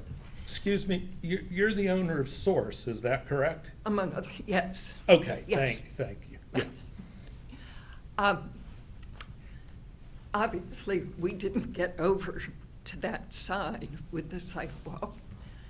And I'd like to know the best way to find out when the next sidewalk is going to be. We're actually gonna discuss that tonight. We'll let you, if you stay, or else we can let you know, or you can call the town if you I can't stay. just hope it's not the weekend after Thanksgiving. I'm going to be in Georgia. And I really would like to understand what they plan to do. Well, Okay. absolutely, no, we'll make that public record. Thank you. Is there anyone else who would like to speak at this moment? Okay. Just so you know, our intention is to continue the public hearing to next week, so if you think of anything else, you'll still have a chance. I just want people to know that, so, all right. Next month. No, I'm sorry, next week, right, next regularly scheduled meeting, whatever that may be, right, sorry. December 11th. December 11th, yes. So, all right, well then at this point, Could I? oh, sure, go ahead. For Mr. Ott, would it be possible for you to put on one of your maps, particularly that map, where the trolley trail goes on the east side of the development, when you go past the main development, where it's located? Yes, sir. It's actually, you can't see it, it's so light, but I will enhance it so you'll be able to see it. Oh, you mean it's on there right now? Yeah, at that scale, it'd be very difficult for you to. Just to give us a guide, because, we were walking in and it was very helpful It when goes on that. from the west, Yeah. goes through the trolley crossing, Right, runs through the active site. Yeah. And then it runs along the north side of this wetland area Oh, in this okay. orientation. On the north side of it? oh, okay. Okay, so it's running right This is right through there. here. Okay. Okay. I wasn't sure. And, Yeah, some of the earlier maps that I have from Yeah. previous applications, it runs right through here. Okay. so the trolley trail is actually on your property? East of their property, yes. Or in the border, whatever. Right. Yeah, I guess you would say, right, yeah. so, yeah. Good. Okay. Thank you. That kind of Right. clarified where the upper portion Goes, was. well, now it ends pretty much at Westlake Avenue, but it used to go to Madison. So Carrie, at this point, anything else that you, because I'm thinking maybe if we should probably schedule a public hearing, and it seems like, or not public hearing, the sidewalk, because it Right. sounds like some, Yes, I think the that would be public may good. be interested, so maybe we talk Right. about that now, and that way that if they're waiting for that moment, we can. So, what would, anything you recommend? Do you want to try to avoid Thanksgiving weekend, or what would you like to, or, 'cause we I also don't have know. Ashley and, Right. Bill, if they wanted to. Right. And I don't think there's too much field work that you have to do in order to mark out things. It's already been marked. Everything's marked other than what you asked for this evening? Right. And it sounds like we saw the bulk of the site last time, so would you recommend this would be about an hour, maybe? I'm not, I don't care. This should be, I would guess this would be a lot shorter. Okay. Because we don't have to make our way through the woods. Right, it's more confined, so under an hour, maybe, you're thinking, just in case people want to know, I mean, Yeah. okay, we'll say up to an hour Well, then. if we want to do it before the next meeting, we only have two choices, the 30th or the 7th. Right, if we're gonna do it on a Saturday. Unless we did it this weekend. This weekend's the 23rd, yeah, or this weekend. It's actually supposed to be reasonably mild this weekend. That works for me. It was Okay. too cold the last Fine, time yeah. for me, I'll tell you. Yeah, that'd be fine, so, yeah, me also, Frank. It says so- Saturday, How about- sunny, 47, How about you, Carrie? Yeah, that's fine. If we did it early again, that works. 9 o'clock Saturday. Yeah, I was just gonna say, because it'll be a quick, that'd be Works. perfect time. We'll just have to 9 o'clock this Saturday? Okay, good. We'll just wait for Jerry, and then you could of course let Bill And and we'll Ashley know, post it, hopefully, okay. yeah, hopefully, just to give them, 9 AM, right? Yes. Jerry, where everyone seemed to work out, but I don't know if it works for you. This Saturday at 9 AM, it's gonna be a decent day. We were wondering, and Mike said it's really only gonna be probably less than an hour, because does that work for you, or? I'll make it work. Okay. Yeah. Okay. Yep. Very good. Then 9 o'clock this Saturday, if everyone's in agreement. Okay. Yeah. So at this point then, unless the applicants have anything more, and, we could probably just take a vote. I guess you kind of acknowledge, we could extend the public hearing to allow for some of the things that the town needs to receive. So we just need a motion, or? I will have an email to staff tomorrow morning. Okay. 12/11 is the next hearing? Yes. Done. So they're that would gonna- be yet another 21-day extension? Done. Is that okay? 12/11. Yeah. Right. Very good. I will So make we it. just need a motion to extend the public hearing, and since we have. I the move basic to approval. extend the public hearing. I second it. Okay, all in favor? Aye. Okay, we'll extend it, and we'll be here the 11th, but before that, we'll be here for the sidewalk this Saturday at 9 o'clock. Thank you all. Okay? Thank you. Thank you very much. Thank you. Thank you. Frank, isn't this just the big version? Okay, again, moving on. Obviously, item 5, possible action for IWWA 2019-3. Won't be doing anything that because we've extended the public hearing, so won't be doing any action. So we'll move to item 6, which is old business, under item A, IWWA 2019-20. Site plan for redirecting quarry discharge water from an unnamed stream at One Forest Road to the CTDOT Route 80 stormwater drainage system, including armoring a swale with riprap, creating a stilling basin, and installing stormwater piping approximately 1,900 feet to an existing CTDOT manhole. Owner applicant Tilcon Incorporated, and, yep, that's it, okay. Did you want to lead in with anything before we turn over to the applicant? Let them speak about it, or? No, I believe at the last meeting I read into the record the comments from the town engineer. Right, okay. He really didn't have any issue, Okay. so it's just, Right, very well, Yep. proceed. Okay. Identify yourself for the record, and it's all yours. Good evening, everyone. My name is Stephen Ben. I'm a professional engineer with Triton Environmental Incorporated, here on behalf of Tilcon, Connecticut, for the application before you. Last month, I did give an overall presentation of the project. I don't know if that would be enough to satisfy the commission to, make a ruling tonight. I'm certainly able to speak further on the application, reiterate what was presented last week if need be. So I'll leave it up to you how you'd like me to proceed. Well, your presentation last meeting obviously covered everything, so unless you, we might have some questions, but is there anything new that you add, or is it pretty much that plan that you submitted in the application? Yeah, it is the same plan that we Okay, presented last week, so. Everything is, okay, I so, guess, sorry, I do have one yes. thing. Oh, yeah, no, go ahead. So at the last meeting, there was a comment and very brief discussion about the connection or possible connection between Cedar Pond and Lindsley Lake. Correct. So if you just want to maybe comment on that. Sure. So we did look into that, and actually the DEP, we have contact with Connecticut DEP. They've actually informed us that Cedar Pond no longer discharges directly into Lindsley Lake.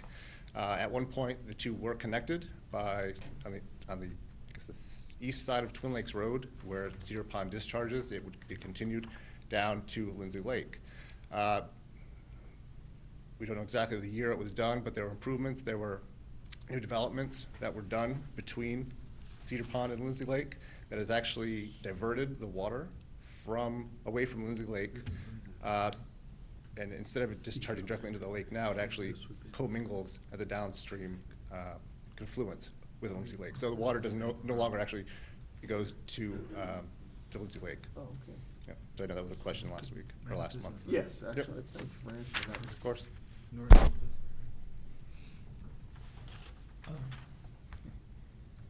Can you clarify something for us, please? Of course. If you could, Yes. we're looking at these two. This is Cedar Pond.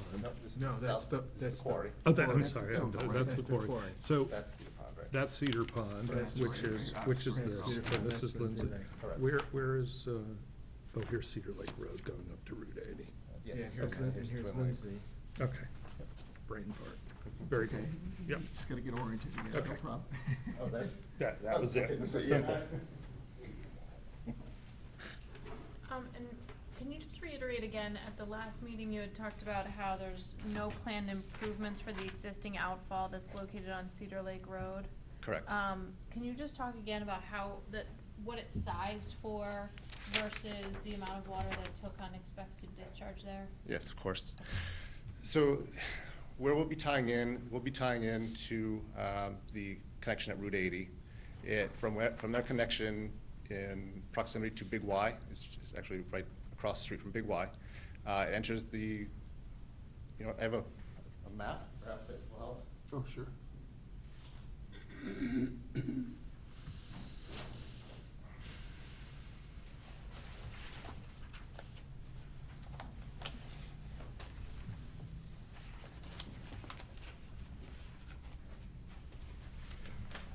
So where they're connecting, currently they discharge to Route 80 up in this direction, right across the street is the Dollar General.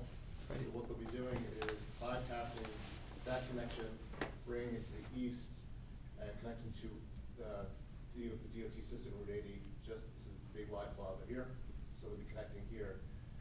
They'll be flowing through the existing discharge, through the existing stormwater system, and then discharging, it'll run south on Cedar Lake Road and discharge north of the first residence here. It's 24 Cedar Lake Road. It's about 150 feet away from that home. And there's another question about how the elevation, if there's any chance of flooding to this house. Just so for the commission's benefit, we're discharging about 11 feet lower than this existing home. And as I mentioned, it then runs, so from the discharge, it goes into a DOT constructed, what they call scour hole, which basically is just a depression that's lined with riprap, and it's used to dissipate the flow velocities as it comes out of the pipe. So it's not coming out of the pipe and just, full force running Slows down. down. Because it's coming down a pretty steep grade. It is, Yeah. yes, exactly. Yeah, this is a very steep road. And it enters, there's a catch basin, there's one catch basin towards the bottom, and then the low point is where it ultimately discharges. So from out of the pipe, it goes into this, they call scour hole, to dissipate the velocity, so it's more of a sheet flow as it comes out. It then enters into a riprap channel. It's about 300 feet long, and from where we discharge to where it flows about 300 feet, it drops another 12 feet in elevation. So from the existing house to where this discharges, it's, in the end, it'll end up being about 20 feet lower than to the nearest residence. So it follows that existing riprap channel. Like I said, it's very well defined, about 6 feet wide. It does have ripraps along the bottom and the sides of it. And then enters at the end of that channel. It goes into more of a diffuse, kind of open water body. So this wetland that's associated, it's associated with Cedar Pond. So exactly the limits of Cedar Pond. It's not the open water of Cedar Pond, but rather it's this marshy area upgrading of it. So it flows through the riprap channel into this diffuse open water body. It's a wooded water body feature, and then it will eventually continue to flow to the south to the open water body at Cedar Pond. So this channel, we did do calculations on that channel, and it's designed to DOT standards for a 10-year design storm, which North Branford is about 5 inches of rain. So it's collecting all the water off of Route 80 and anything that might be coming off the hillside into Route 80 or into businesses along Route 80. It all goes through that same system. So all that water is collected and comes out that discharge channel. That is designed for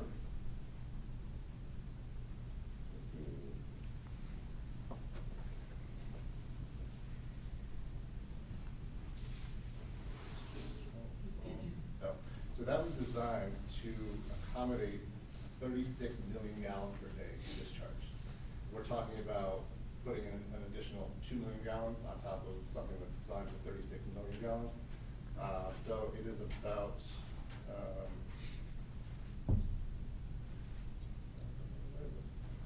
it's about an additional 8% or so of on top of what's already getting there today. We did run calculations on that channel to show that we can accommodate that. And, between the scour hole and the slow velocities coming out of the scour hole into the channel, it's a relatively flat channel. It's about 4% coming down into the wetland areas associated with Cedar Pond. But we've shown that the velocities coming out of there are the riprap that's there is more than sufficient to accommodate the velocities coming out of that country. And the approval for being able to discharge 2 million gallons a day, that comes from DEP, correct? So, right, so we have We're working with DEP and DOT, so we do have written connection approval from DOT to connect to the system. They've reviewed all the calculations, all hydraulics and everything that go along with that as well. And we do have approval from them. We're working with DEP. They've given us not a formal approval, but they have indicated verbally that they don't have any issue, they don't take issues with it. They did have comments to us, review comments. We responded, and they were satisfied with those comments, those responses. So we don't have it in hand, but we're anticipating it. Yes. And this may be more for Tilcon, but if they ever wanted to increase that amount, can you explain a little bit of the process that they would have to go through if they wanted to increase the amount of discharge, the amount of water that they would discharge? Sure. And then kind of a follow-up to that, do you think that that system could handle it? And like I don't know what the cap is. Sure. Do you want to talk about the process? Process? All right. I also have with me here Chris Marchese, president of Triton. He can maybe speak a little bit more about the DEP permitting process for you. Okay. All right, good evening. For the record, Chris Marchese, Triton Environmental. So directly to your question, if they wanted to discharge a larger quantity of water, they would have to go to the Connecticut DEP, apply for what's called a NPDES permit, National Pollutant Discharge Elimination System permit, which is the permit they have today to discharge 2 million gallons per day from the quarry. So they would apply for a modification to that, and that would go through a public notice process, and it's a lengthy permit process. But the system you're saying is designed to handle a lot more water than what is planned to be put through there? At this point. That's an engineering question, but the answer is yes. The DOT system, which we're moving the water through, is designed for a larger quantity of water. Okay. So. You stated, I think it was 36 million gallons, so there's a lot Well, of the, total. when it comes out. Right, when it comes out at the end there, right? So, and you're adding currently you're gonna add 2 million, right? That's A small percentage. Okay, just wanted to overall. clarify. Thank you. All right. And under their current permit, I believe they're restricted, when it rains a certain amount, forgetting the exact rainfall, that they are not allowed to discharge, is that correct? That was designed for the current path that is permitted today, which Okay. is through the private properties leading down to Cedar Pond, and designed to eliminate or to modulate any kind of impacts from flooding and so on. But largely, the reason why Tilcon is interested in moving this water through to the same water body but through a different route is to avoid this kind of flooding issues that have been inquired about by certain members of the public. So that restriction would be lifted, meaning that when it rains, they can just continue to discharge the 2 million gallons? Because the system is not, it doesn't have any kind of restrictions on that. In other words, it's flowing through a pipe the entire way, other than on Tilcon property, Okay. which can accommodate that, as opposed to an open channel. Right, okay. And then did Triton Environmental look at the flow of the water from that discharge point to Cedar Pond, and also at Cedar Pond to see if the pond itself could handle the amount of water? That's my idea. I know that DEP's review stops at the discharge point, but I didn't know if you were hired to look at, can that wetland handle that amount of water? Will it back up? Yeah, so that permit is already in place, Right. right? So Right. they've made that determination that Sure. it is an adequate discharge. Well, I mean, the water gets down, I'm going to just assume that everything will work from the quarry till the final discharge. But, so everything's going into the wetlands and ultimately into the pond. But then where does it go? I mean, my understanding is that there is no real discharge from Cedar Pond. Is that correct or incorrect? Here's the discharge right here. Yeah, but my understanding is that it's blocked.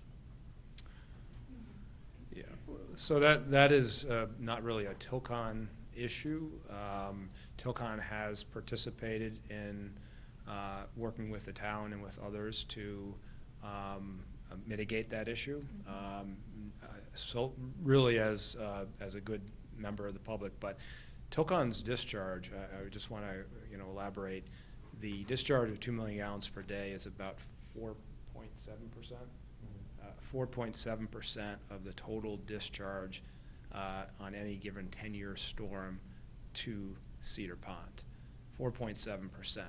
The rest of it is from the roadway systems, developments, residential areas, and so on.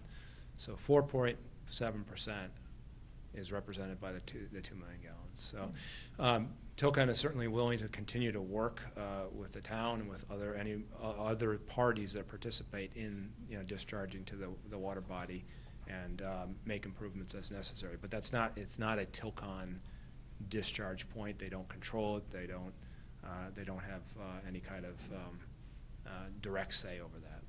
So, how many years now has Tilcon been discharging through the existing route now? It's as far back as. Is it long enough to say that you're grandfathered into? From what I'm hearing, it's at least 1978. Oh, okay. Okay. 30+ years. So, did Triton look at the benefits from an environmental standpoint of relocating the water to the proposed route, specifically in regards to the distance from the discharge point to Cedar Pond? So currently, it goes through open channels fairly quickly, I would imagine. But where your new proposal, it seems to me like there's a longer opportunity and length of time where the water could maybe filter through some wetlands, hopefully resulting in some sediment being separated. I mean, the fines are very fine, so Yeah. I just didn't know if it would possibly improve the Well, quality. most of the effort in terms of the fines has, the efforts have been up in the quarry itself and control mechanisms that have been put in place. Certainly, the discharge point is actually on Tilcon property. Just to be clear, it's not into another private property or public property. So that property, where it discharges, the DOT has a easement on Tilcon property. So it's that wetland system that it discharges to is owned by Tilcon or Branford Steam Railroad, part of Tilcon. Yes, directly to your question, although not primary to our evaluation, you can see a benefit from any kind of a tortuous path that it takes through a wetland system. But we're not really relying on that. We have stringent, you asked about the permitting, we have stringent NPDS permit limits that need to be met, and that's being done up inside of the quarry property itself.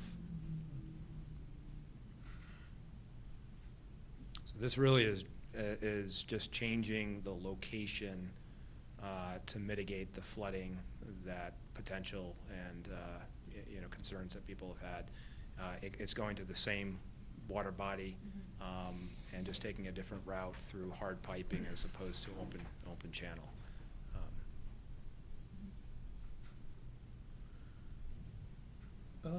It may not be a Tilcon issue, but I think ultimately, and I'd like it on the record, that ultimately the water level in Cedar Pond, if affected by the discharge, that it should get addressed.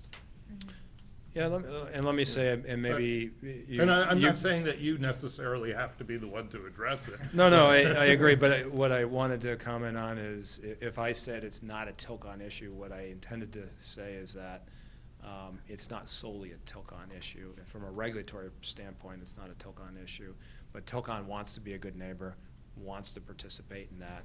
They have a vested interest in making sure the water moves through the system. To the extent that there are issues, and they've already stepped up to the plate and done some significant work, they're willing to come to the table and talk about that. You're speaking directly to the outlet where there may not be enough flow. Yeah, I mean, if it just stands to reason, if you got water going in, you need water going out. Yeah. And, I mean, whether the town addresses that and whether Tilcon donates all the riprap to make the outflow channel, or however it's gonna work. It'd be nice to be a nice project. Right, but something probably has to be. Yeah, and although Tilcon contributes 4.7% of the water volume, they're willing to work with the town in a much more robust way. So. Which would be a good neighborly event, so it would help.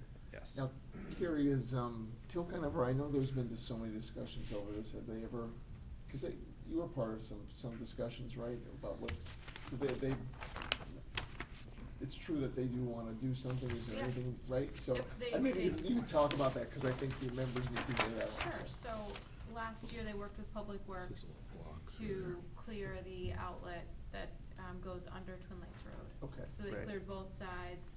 I think that there was some improvement seen. I don't know if it was a Well- direct connection to that, but, I thought some homeowners had actually filled in part of the channel. Yeah, so if I can, I actually went out there with Representative Tilcon. Steve was out there as the engineer. And it was kind of an odd situation because we wanted to know if there was a backup because there were some complaints. We went down there and there's two pipes there. One of them looked like there were cut logs put in the pipes.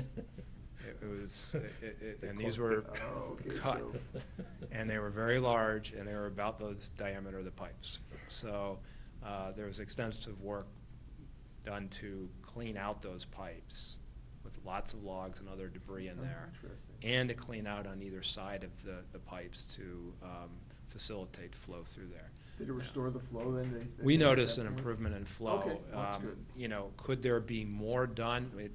So the pipes that flow, you know, allow the flow through are as good as the rest of the system, allowing the Right, water right. to come up to it. But obviously, Right. water is flowing through there, so that's definitely Absolutely, improvement yeah. over before the logs were jammed in Absolutely, there, yeah, okay? yeah, It's- exactly. It's reasonable. Yeah. Okay, Thank you. thank you. Sure, thank you very much. So Karen, anything else you have to discuss? No. Were all your Yes. questions answered Yep. adequate, okay? Yeah. That's the town's problem. Right. And, so guys, anything else you think? I mean, we do have a motion, but we do encourage that to move forward, you know, the outflow, to improve that with the you know, Tilcon and the town. I think we, right, like you said, it would. Oh, yeah. Right, I mean, but we do have a motion to improve this part of it, so we. I mean, what I see here seems to be a vast improvement over Oh. what we have. During times of extreme discharge, during that 10-year storm, you said a lot of the track going down, the slope is, did you say a 6-foot wide riprap channel? The existing? Yeah. On the final discharge The location? one, no, the one that you're going to build. Oh, yes. So it'll mirror pretty much what is there today, except that we'll be, you know, reshaping it, formalizing the shape of it, and placing riprap in that channel to accommodate the flows that'll be, you know, coming down out of the quarry. So it's, you know, it'll range from 5 to 7 feet at the bottom, and then slope up to, I think, a maximum of 15 feet wide at the top. 15. And does that present any kind of public safety hazard? Just curious. No, I mean, this is completely on Tilcon's property. Do you wanna It's just not point to the area Sure, maybe, yeah. Yeah.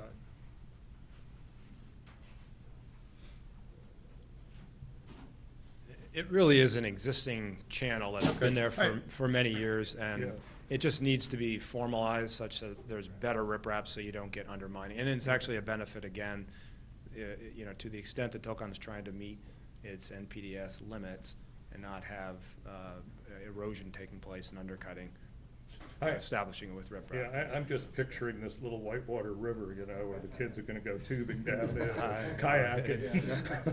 This is Now not they're gonna something hit a that's log, right? It's not something that's accessible to the public. Okay. You'd have to, so, this is the Route 80 down here.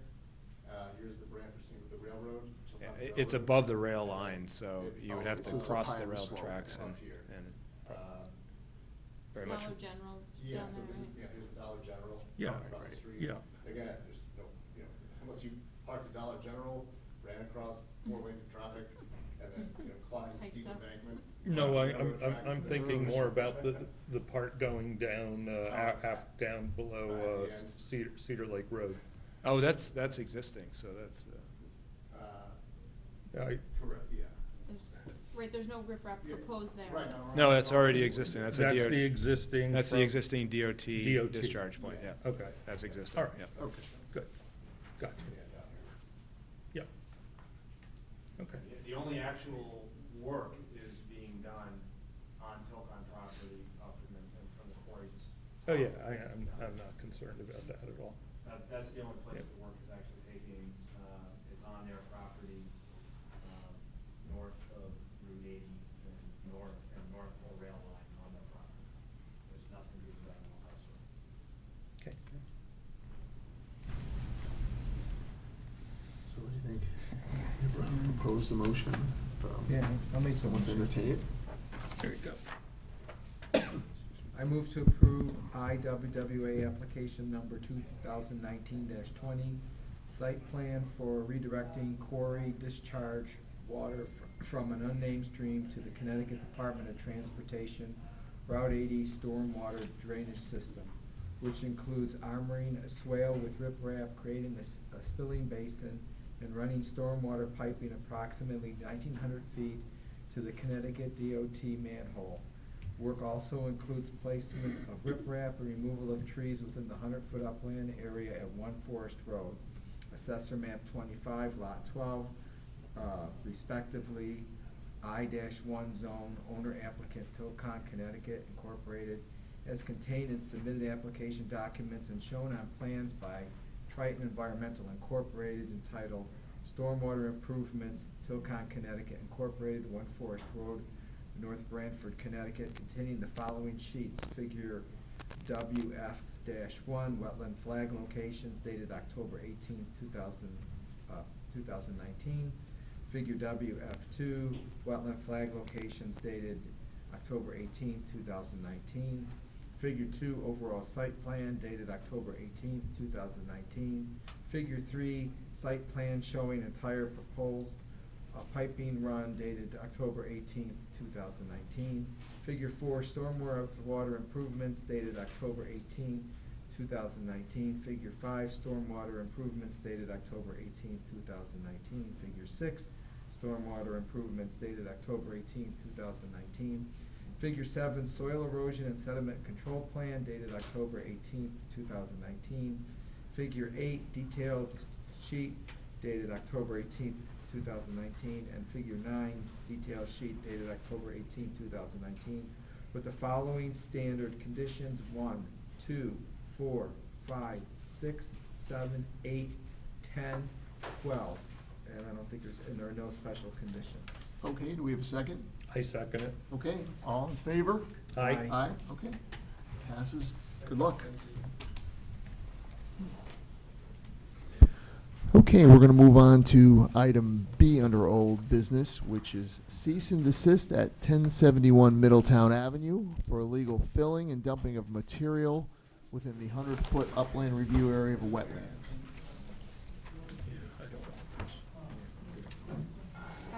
Unfortunately, I don't think the property owner's here. I have not heard from them. Let me get the file. Which one? This is, The cease and desist? This is the big, on Middletown Avenue where they dumped, remember all the debris they dumped? They had a big, on the corner of their parking lot. Maneri. Maneri, yes. Yep. Excuse me. Obviously, we were not allowed to be involved in it, and we feel bad. Is there any way that we could be heard at some meeting? Because you talk about a lake that has a capacity, and if it's only going out at 3 gallons a day, for example, and it's coming in at 10 gallons a day, sooner or later, the lake's gonna expand, and all those houses that border it on Lake Road will have a lake in the backyard. And you're right, it wasn't a public hearing. Statistically mathematical fact. But just so you understand, I think if, are the agency members, we all said that, even though it's maybe not a direct responsibility of Tilcon, Well, what we do need to do? work, we need to What work. do we do, the people who live there? Well, no, I'm gonna explain- Who own I know. part of that lake, who have a deed Right. to it, and it affects our home, our Right. value, you know, we. What we're we hoping- didn't come out here tonight just because we wanted to be together. We came out for a reason. And we're not yelling at you and complaining. No, I at you, understand. But they're setting in untreated water. Now, but they say it commingles with this water from the rain. Rainwater is nowhere near as bad as that water. And if they say they've been doing it as long as they have, there should be no vegetation growing on the bottom of the lake. By now, the sediment would have covered it over in 50 years, but they didn't. They weren't pumping out 2 million gallons a year back 50 years ago because they weren't manufacturing that much. Today, they've changed their processing and they're doing it. If they decided to take a pipe, instead of running it underneath Route 80, they ran it underneath 22 along Mill Road and emptied it into the river, Farm River, would they be allowed to do that? They'd have to get a DEP Would they be allowed to permit. do it? The No, answer is no. no, Nobody's they allowed wouldn't. to I do mean, anything technically, yes, to technically, Farm no. River That goes into the ocean. We have a lake there. We enjoy it. It's part of our home. It's our community. When we talk about our home, we talk about our lake. When people sell their home, they show the lake because it's a tremendous asset. You know, there's 4 bodies of water in this town. Lake Gaylord, which you have no control over, though it might fall in your domain, the water coming to it takes care of that. We have, Clear Lake, which has only got that much in our town, the most of it's in Guilford. We have Lindsay, we call Lake, part of it's in Branford. The only body of water that's completely in our town is our lake. It has been used for over 60 years by the residents, so you know it's there, and you know it's functioning. Those two carpetbaggers never approached anybody in that area about it. They answer to authorities way beyond us. We know we can't fight them financially or economically, but we want to know how can we at least stand up and be heard. You know, you can bury us, but at least give us a chance to talk at our own funeral. Thank you. I got one. Wait, You know, wait. you're so concerned about Would you like this, a uh, response? Don't leave. Village, you know, about impacting where they're gonna be building these homes and the wetlands, but yet they're dumping into Cedar Lake. That's wetlands too. There's a good part of it's wetlands, but no one really cares about that. But yet you're very concerned on this one here, and there's no houses there yet, but you're worried about the wetlands. Doesn't make sense. By the way, I live 312 Twin Lakes Road. I'm a deeded homeowner there. And I'm concerned, my kids grew up there and everything. I've heard, and I don't know, that there's phosphate going in there, runoff of all kinds of stuff. But I guess that doesn't mean anything for wetlands. That's wetlands. You're not worried about it? We are. My house is on Six Lake Road, and my backyard abuts to the woods and the wetlands in the back of my yard, and it is more soggy now than it's ever been. It's just, I've been involved with the association, I've been a resident for 38 years, and it scares me to see that maybe my grandchildren won't be able to enjoy that lake for swimming, for fishing. Oh, I understand. I just want you to know, first of all, that it's not just the DEP reviews all this. I'm not saying it's the end all or the, but they evaluate the water. They have water quality tests. They look at it. I'm not saying it's perfect, wherever, but it is being evaluated. Now, you may agree, you may, challenge that, and rightly so, and say maybe it's not enough. But it's not like nobody's doing anything, but the bottom line is I met with there is them. some. I used to be vice president of the association. I brought the DEP to my house and we had a meeting. And the DEP was after them because they had put so much phosphorus in the lake. They were sky high in comparison to what they were supposed to. And so I met with Tilcon. I went to Tilcon and I talked with them.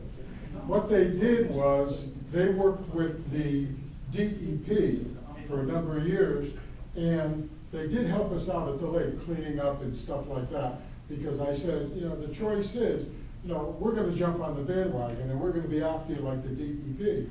And basically they did help us out somewhat, but I have no idea whether they got rid of any level of phosphorus, but I know at least 15 years ago, the DEP wrote up a big thing. I just happened to catch it on my computer. It was like 30 pages, 40 pages long about being after Tilcon. So the amount of water, yeah, that's important, but also the phosphorus in the water or the chemicals that are in the water, they're gonna have an effect on the people in the area also. So that was the only concern. They did help us out, but again, I don't know what they did about the chemicals in the water. That's a concern. And there's also, someone's here to talk about the amount of water that goes on their property, through their property. And I'll let them deal with that. Was there any channel for them to get this, it's after the fact now, but could have they had a public hearings, doesn't DEP have public hearings? What do we do? For the permit. So I'm trying to figure out. Yeah, we're talking about it. And again, we're not blaming you three people. No, I understand. The water is the planner. We're not looking to blame. We're looking for some source of help. Give me the information. May I say something? I am the current vice president of the Cedar Lake Association, and we do testing with the East Shore testing, and we test for all of those things, and the tests have been good.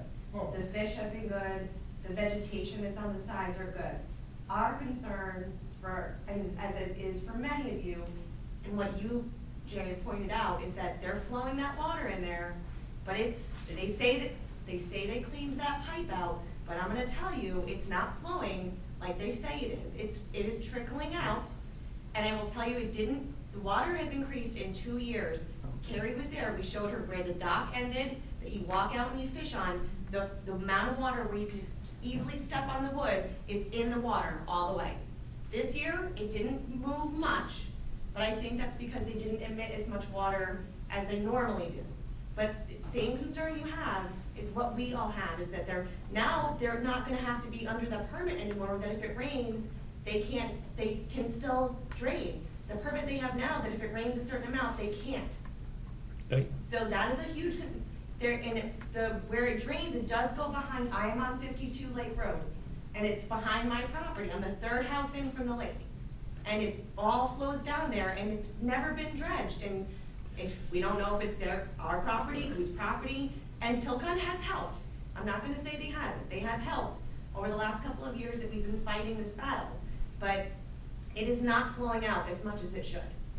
So, that is a huge concern. That's a good point. We were kind of addressing it, talking. I know, but again, No, I it's just not a want you. public hearing, and these people That's thought fine. that they could speak, and. We're it is allowing a you to huge- speak to us, so And we appreciate that. Right, but that's one of the things I mentioned to Carrie, is I said, I want Tilcon, I wanna make sure they're still engaging that, because that outflow in the lake, I mean, that's something physically that can be fixed. There's some things that are very hard to fix, but outflow from a lake, if the channel is occluded or filled up, you heard this gentleman say that somebody took a log and put it to the pipe. I know, and I'm that's just saying why- stuff like this, And that's why I so. think it may have not gone up the Right. level that it has Right. been in the last 2 years. Right. However, where is that water going? It's That's a going through good those question. two Where does the pipes water go if it doesn't go to under. Lindsay? It's It going, always hold started at the on. Lindsay Lake. And But then it's on going to under the Twin Lakes through Branford. those two pipes, but we don't know where it goes. And yes, there is property on the other side now where there's a private road and there's houses, and we've looked at the map and we can't determine where it's going.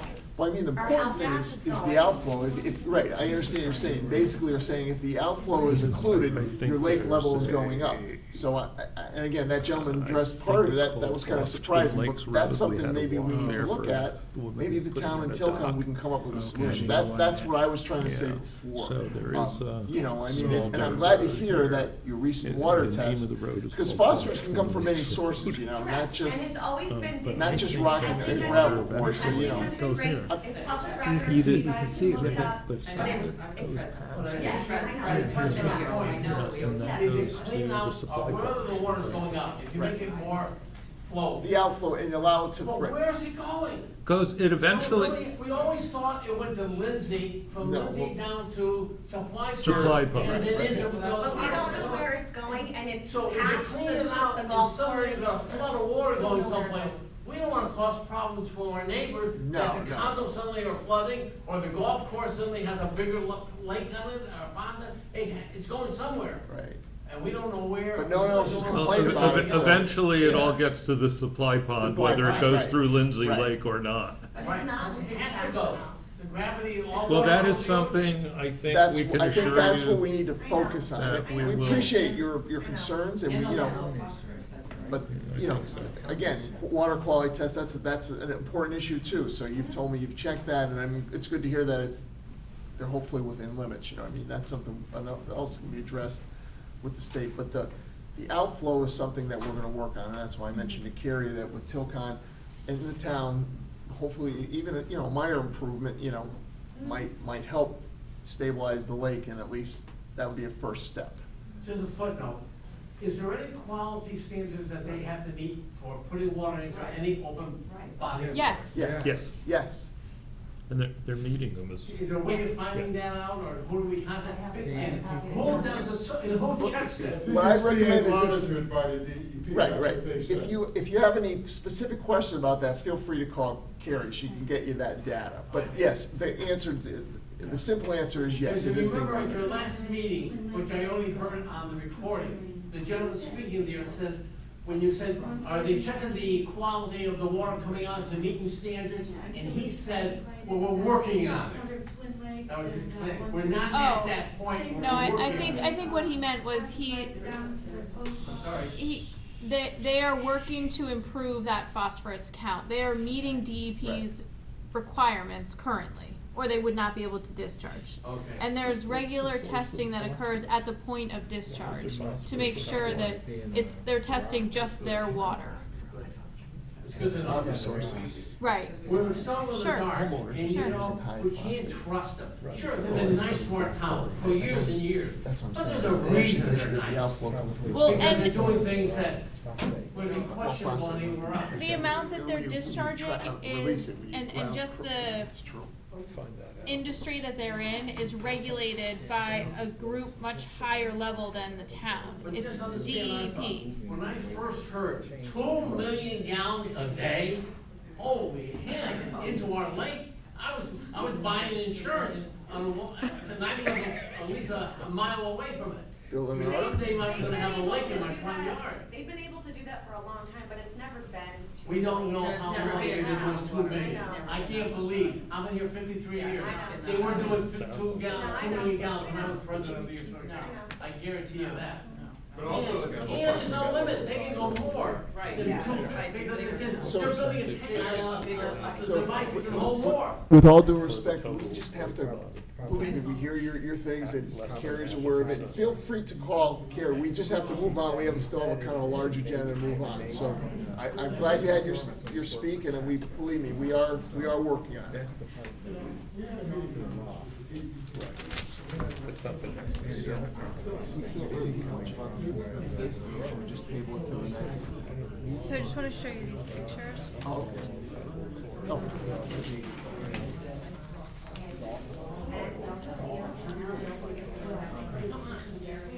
These are recent pictures. Yeah. That's simple. Not much. So, this is 1071 Middletown Avenue where we have the cease and desist. So this was when I originally went out, I forget the date, oh, September 17th. So, this is, you can see the fence there. Yep. They've Taken some stuff. taken some That's- stuff, I just but think it's, that- it just is kind of different, you know? When you have numerous occupants on a site, it's hard to decide who's gonna do what. Right. This was, that was in the summer with the stumps and So- everything, so. The stumps are Right. still there, I just This- went by Oh, there yeah, the and other day. they've actually added more stumps, that's a little bit outside of where, you know, this stream. But it's nowhere near cleaned up, and more importantly, they've never submitted some kind of an application even after the fact to show that they are working towards Yeah, filing something with us And here's, and we coming up. can't even, at this point, I can't even suggest anything. I would like you to maybe talk to our town attorney. Okay. And ask them, you know, this is they're flagrant, they're just being flagrant about it. Yes. They're ignoring us, they're not even attempting to clean up. Right. That's what our next course of Okay. action, because there's really nothing else. I shouldn't. Right, right. I don't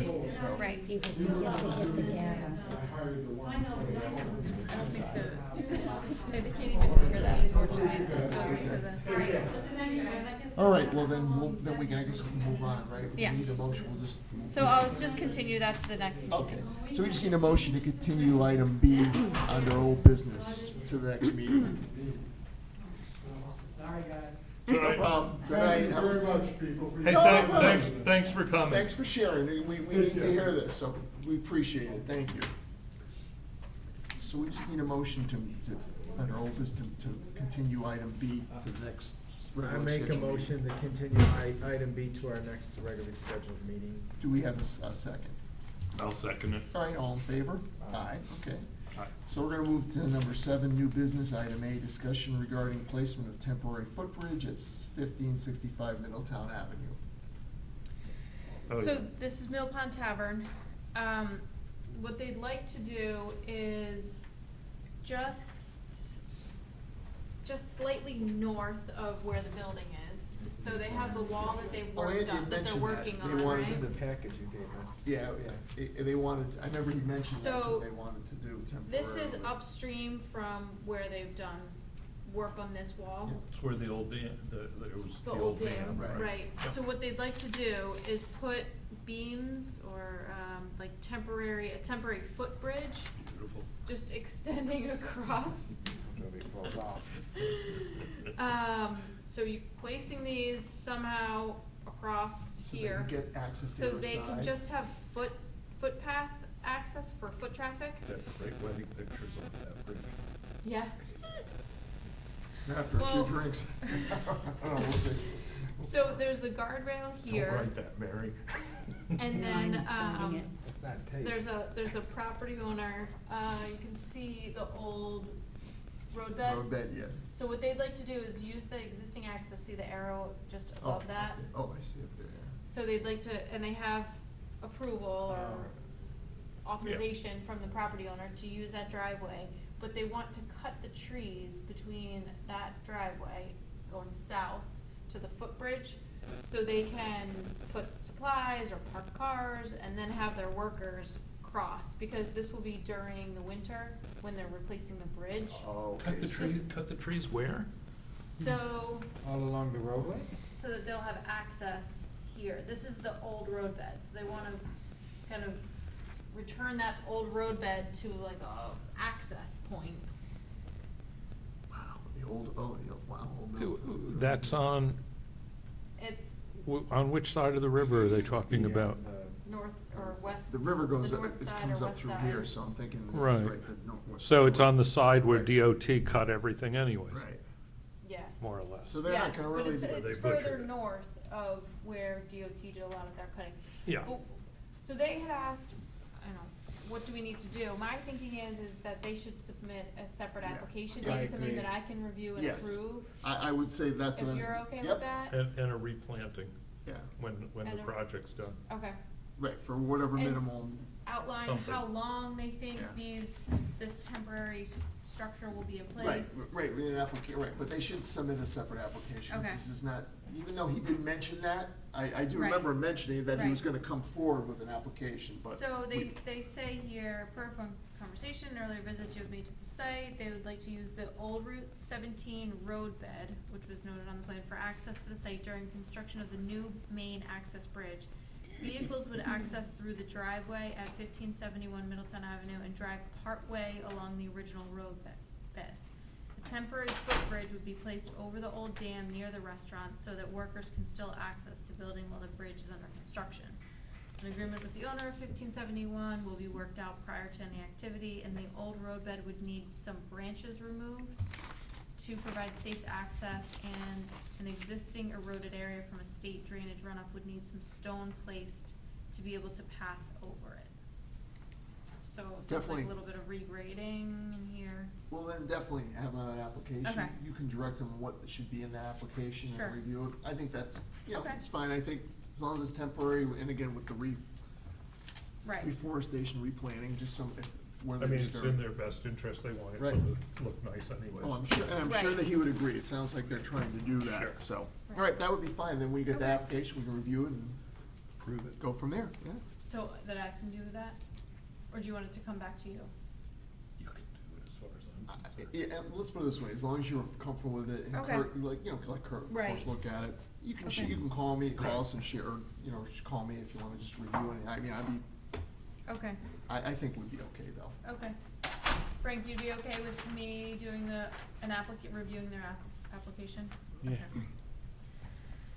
Okay, so, Next item. Item B would be discussion on possible development options for North Branford High School, 45 Computer Road, relating to wetlands and upland review area. So, there's a study being done that's looking at different options for the high school, whether it's a renovation, a rebuild, they don't really know yet. But I met with the architects on a preliminary basis, just so they can get an idea of what is possible or what isn't. Oh, sorry. So, one possibility is for them to come out in this direction. Right now, it's a open ditch, stormwater ditch. There Oh, were really? trees that had been removed along here for security reasons. But one question is, could they possibly pipe that and maybe build over in this direction? Again, nothing set in stone, but just kinda wanted to get your feeling about it. You don't have to vote on this, it's really just more for discussion. And what's the Because- purpose of this again? Well, so, Expand the school. they're looking at the high school. There's a lot of space. Well, first of all, it needs a lot of work. So the question is, do they renovate? Do they rebuild? There's limited areas where they could rebuild, not to mention the fence It's the and field everything. hockey field, right? Because I'm Yes. familiar with that, yeah. Okay. It's kind of a wet, I there's didn't kind of a, even know there was there's kind of a anything ditch there. there, yeah. This There's could like not- there was an actual ditch in there Yeah. anyway. This yeah. can't possibly be, though, a wetland of any No, significance. it was, they excavated a trench there and that's. No, and I mean, water I would fills say it. this is, this is clearly, Oh, yeah, below, definitely. you know, just wet The and. water goes into it. And I think the but- water table is very high here, so they have constant issues with water in the basement, and they are pumping it out, but it's going right back in. Yeah, no, I know, it's always been a problem. So, I would say this area is more, if they wanted to fill that in and build a building there, which they're not proposing, but it's more a question of, could they possibly pipe that? And the question really is that something that the commission would entertain if they reach that point? I And would- I again, would- you're not like wed to No, it. I but- wouldn't have a problem because I know exactly what it is. It was just an excavated ditch there and Yeah. it's been, there, it's not what I call down the other area might, but that's not what I call wet. Right. I think it was done there years ago. If it had Okay. been left level, it would have probably, Okay, that's I helpful. don't have a problem. I don't know about Frank and Jerry, but. No. No, I don't have a problem. No, Okay. you do what's Good. necessary. I for didn't, the like I said, benefit of the we school. go walking there all the time. I didn't even know there was, Yeah. Well, I just know because the field hockey field, when my daughter played, you'd stand there and you just, I noticed it, unless you're right up there, you wouldn't even notice, Yeah. But, Yeah, no. anyway, That's fine.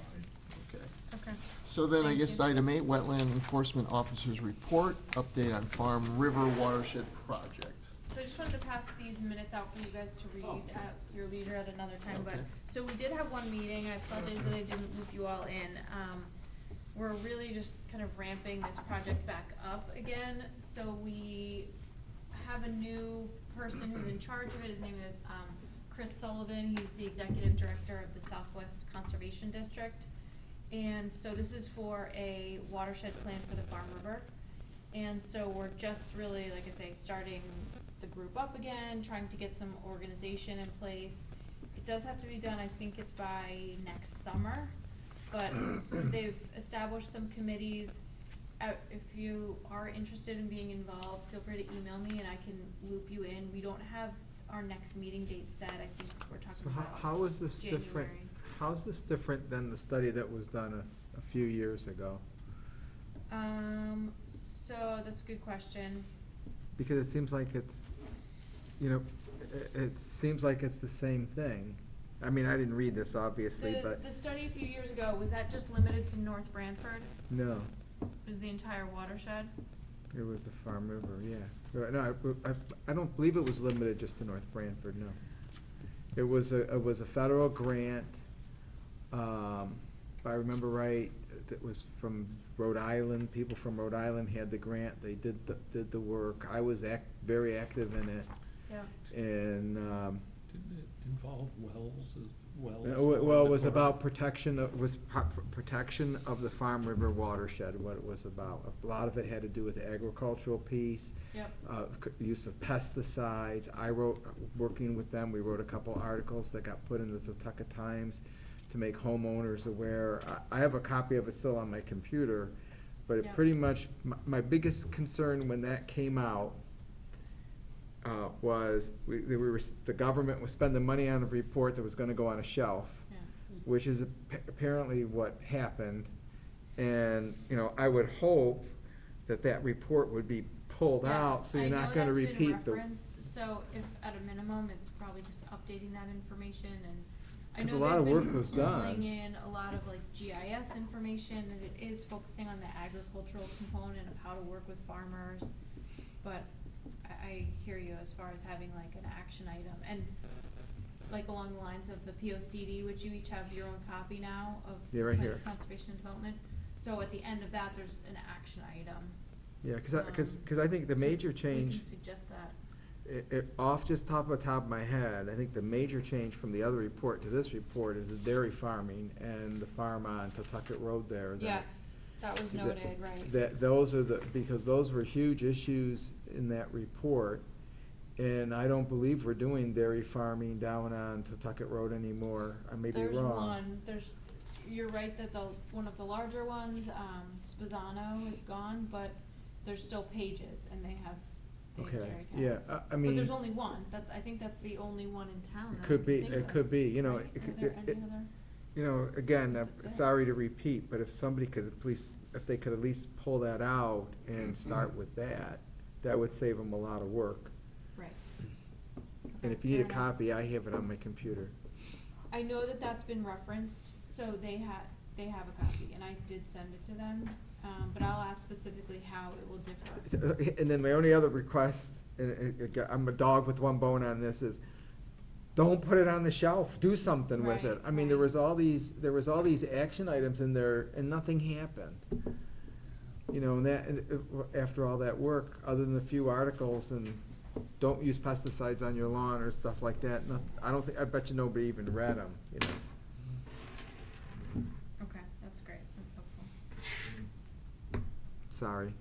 It's all right, No, it's a good No. point. It's Something. it's frustrating. it's- Oh, yeah, I it's- mean, we spent a lot of effort on that, Yeah. and I knew that was gonna happen to it. And it Got buried in, I guess. It was a, Shame, it sounds it like a was good document. I'd like to get it was, it out it and was, read it again. I said it was keep busy doc, somebody, you know, busy work document. Someone got a It grant was to nice, send. they employed some people from it, which is great, but. Right, if it doesn't, if nothing constructive comes from it, it's just. That's the point. Right. Yeah. Yeah. Good point. And then we can read this for our leisure, and then there's action items in this, for this, Yes, us too, so- right? Yes, Yeah. yes, so that's why you each have a copy. You got our names marked off, what we have to do? Yes, yep, by January, if you don't mind, we could have Okay. them done. Very good. Jerry, you're free to do all that, I think. Right, by Skype. Yeah, I'm actually gonna be here throughout the first week of January. Oh, okay, Yeah, so I'll be at the December meeting. okay, Oh, good. great, I won't be at the January meeting. okay. Good. Okay. Yeah, so I thought maybe in January we could start to look at this plan and start to identify which items we wanna start to tackle first and Sure. in what order. Zoom. Absolutely. Yeah. Skype they're getting rid of, you know. What? Skype is disappearing. Really? What are they replacing it with? Teams. Teams, I've heard of that. Oh, I didn't know that. That's what I have on my computer, but I use Zoom at work. Oh. That's what we use at work too, Zoom. is the Zoom common works one, great. yeah. Do you use Zoom, Slack yeah, at all? That's what we use. No, but a lot of the guys use Blue Jeans. Haven't heard that one. I've not used it. No. But Zoom is popular, yeah, we use that, that's our I guess we're primary. advertising right now, but. Right. That's That was everything I had. Okay. Whatever happened, you mentioned Spizano, what happened to that development, was it 363 Totoket? Mm-hmm. Did the whole thing go on hold, what happened? Yeah, they still have not recorded their revised Mylar, so that's the subdivision plan without the road going in, without the cul-de-sac. They're waiting, I think it's a variety of things. One was the water component, bringing the water up. They had a lot of coordination with RWA, figuring that out, but then also the housing market, I think, is not that great for single-family homes, so they're having a hard time, you know, Marketing and selling it, marketing yeah. that, and also having the capital to put into it to then take the chance if they don't sell. No, the biggest disappointment with that is getting rid of that. Box culvert, the round culverts, we want them out of there, yeah, I was just gonna say. Because they promised they were gonna do that, Oh, and irrespective of the development, the way I remember it. Right, right. but they're probably waiting for some sales to fund that, I'm just speculating. Well, But no, there's it I'm also not saying it's cleanup right, that has but. to happen at 127 Forest Road. That's, so right across the river. Oh, When you yeah. walk over those culverts, I don't think we walked over them. No. Just, yeah, a little. Oh, in that That's- field, the open yep. area, oh, yeah, yeah, that's right. There's cleanup Some that, stuff they were gonna that the take care Attorney of. General's office is overseeing. Right, Well, they did, I'll tell you, you'd never know it was the same farm when you drive by Right, it. you're right. They've done a tremendous Yeah. job. It's clean. Oh, on the other And side, they- yeah, when the And they buildings were, it's stopped the unbelievable. quarrying, Yeah. I believe, too. which- Well, I don't know. Yeah, the quarry ended some time ago. Not in East Behind the Haven. barn. Oh, in North Branford, In yes, North- but yeah. East Right. Haven, they won their lawsuit, Uh-huh. so, Quarry owners?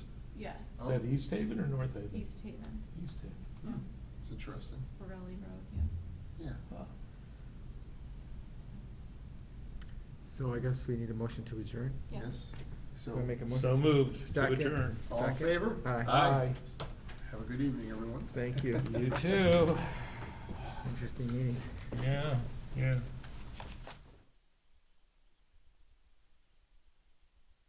Happy Thanksgiving, everybody. You too. Oh, so, Yep. Saturday morning, though.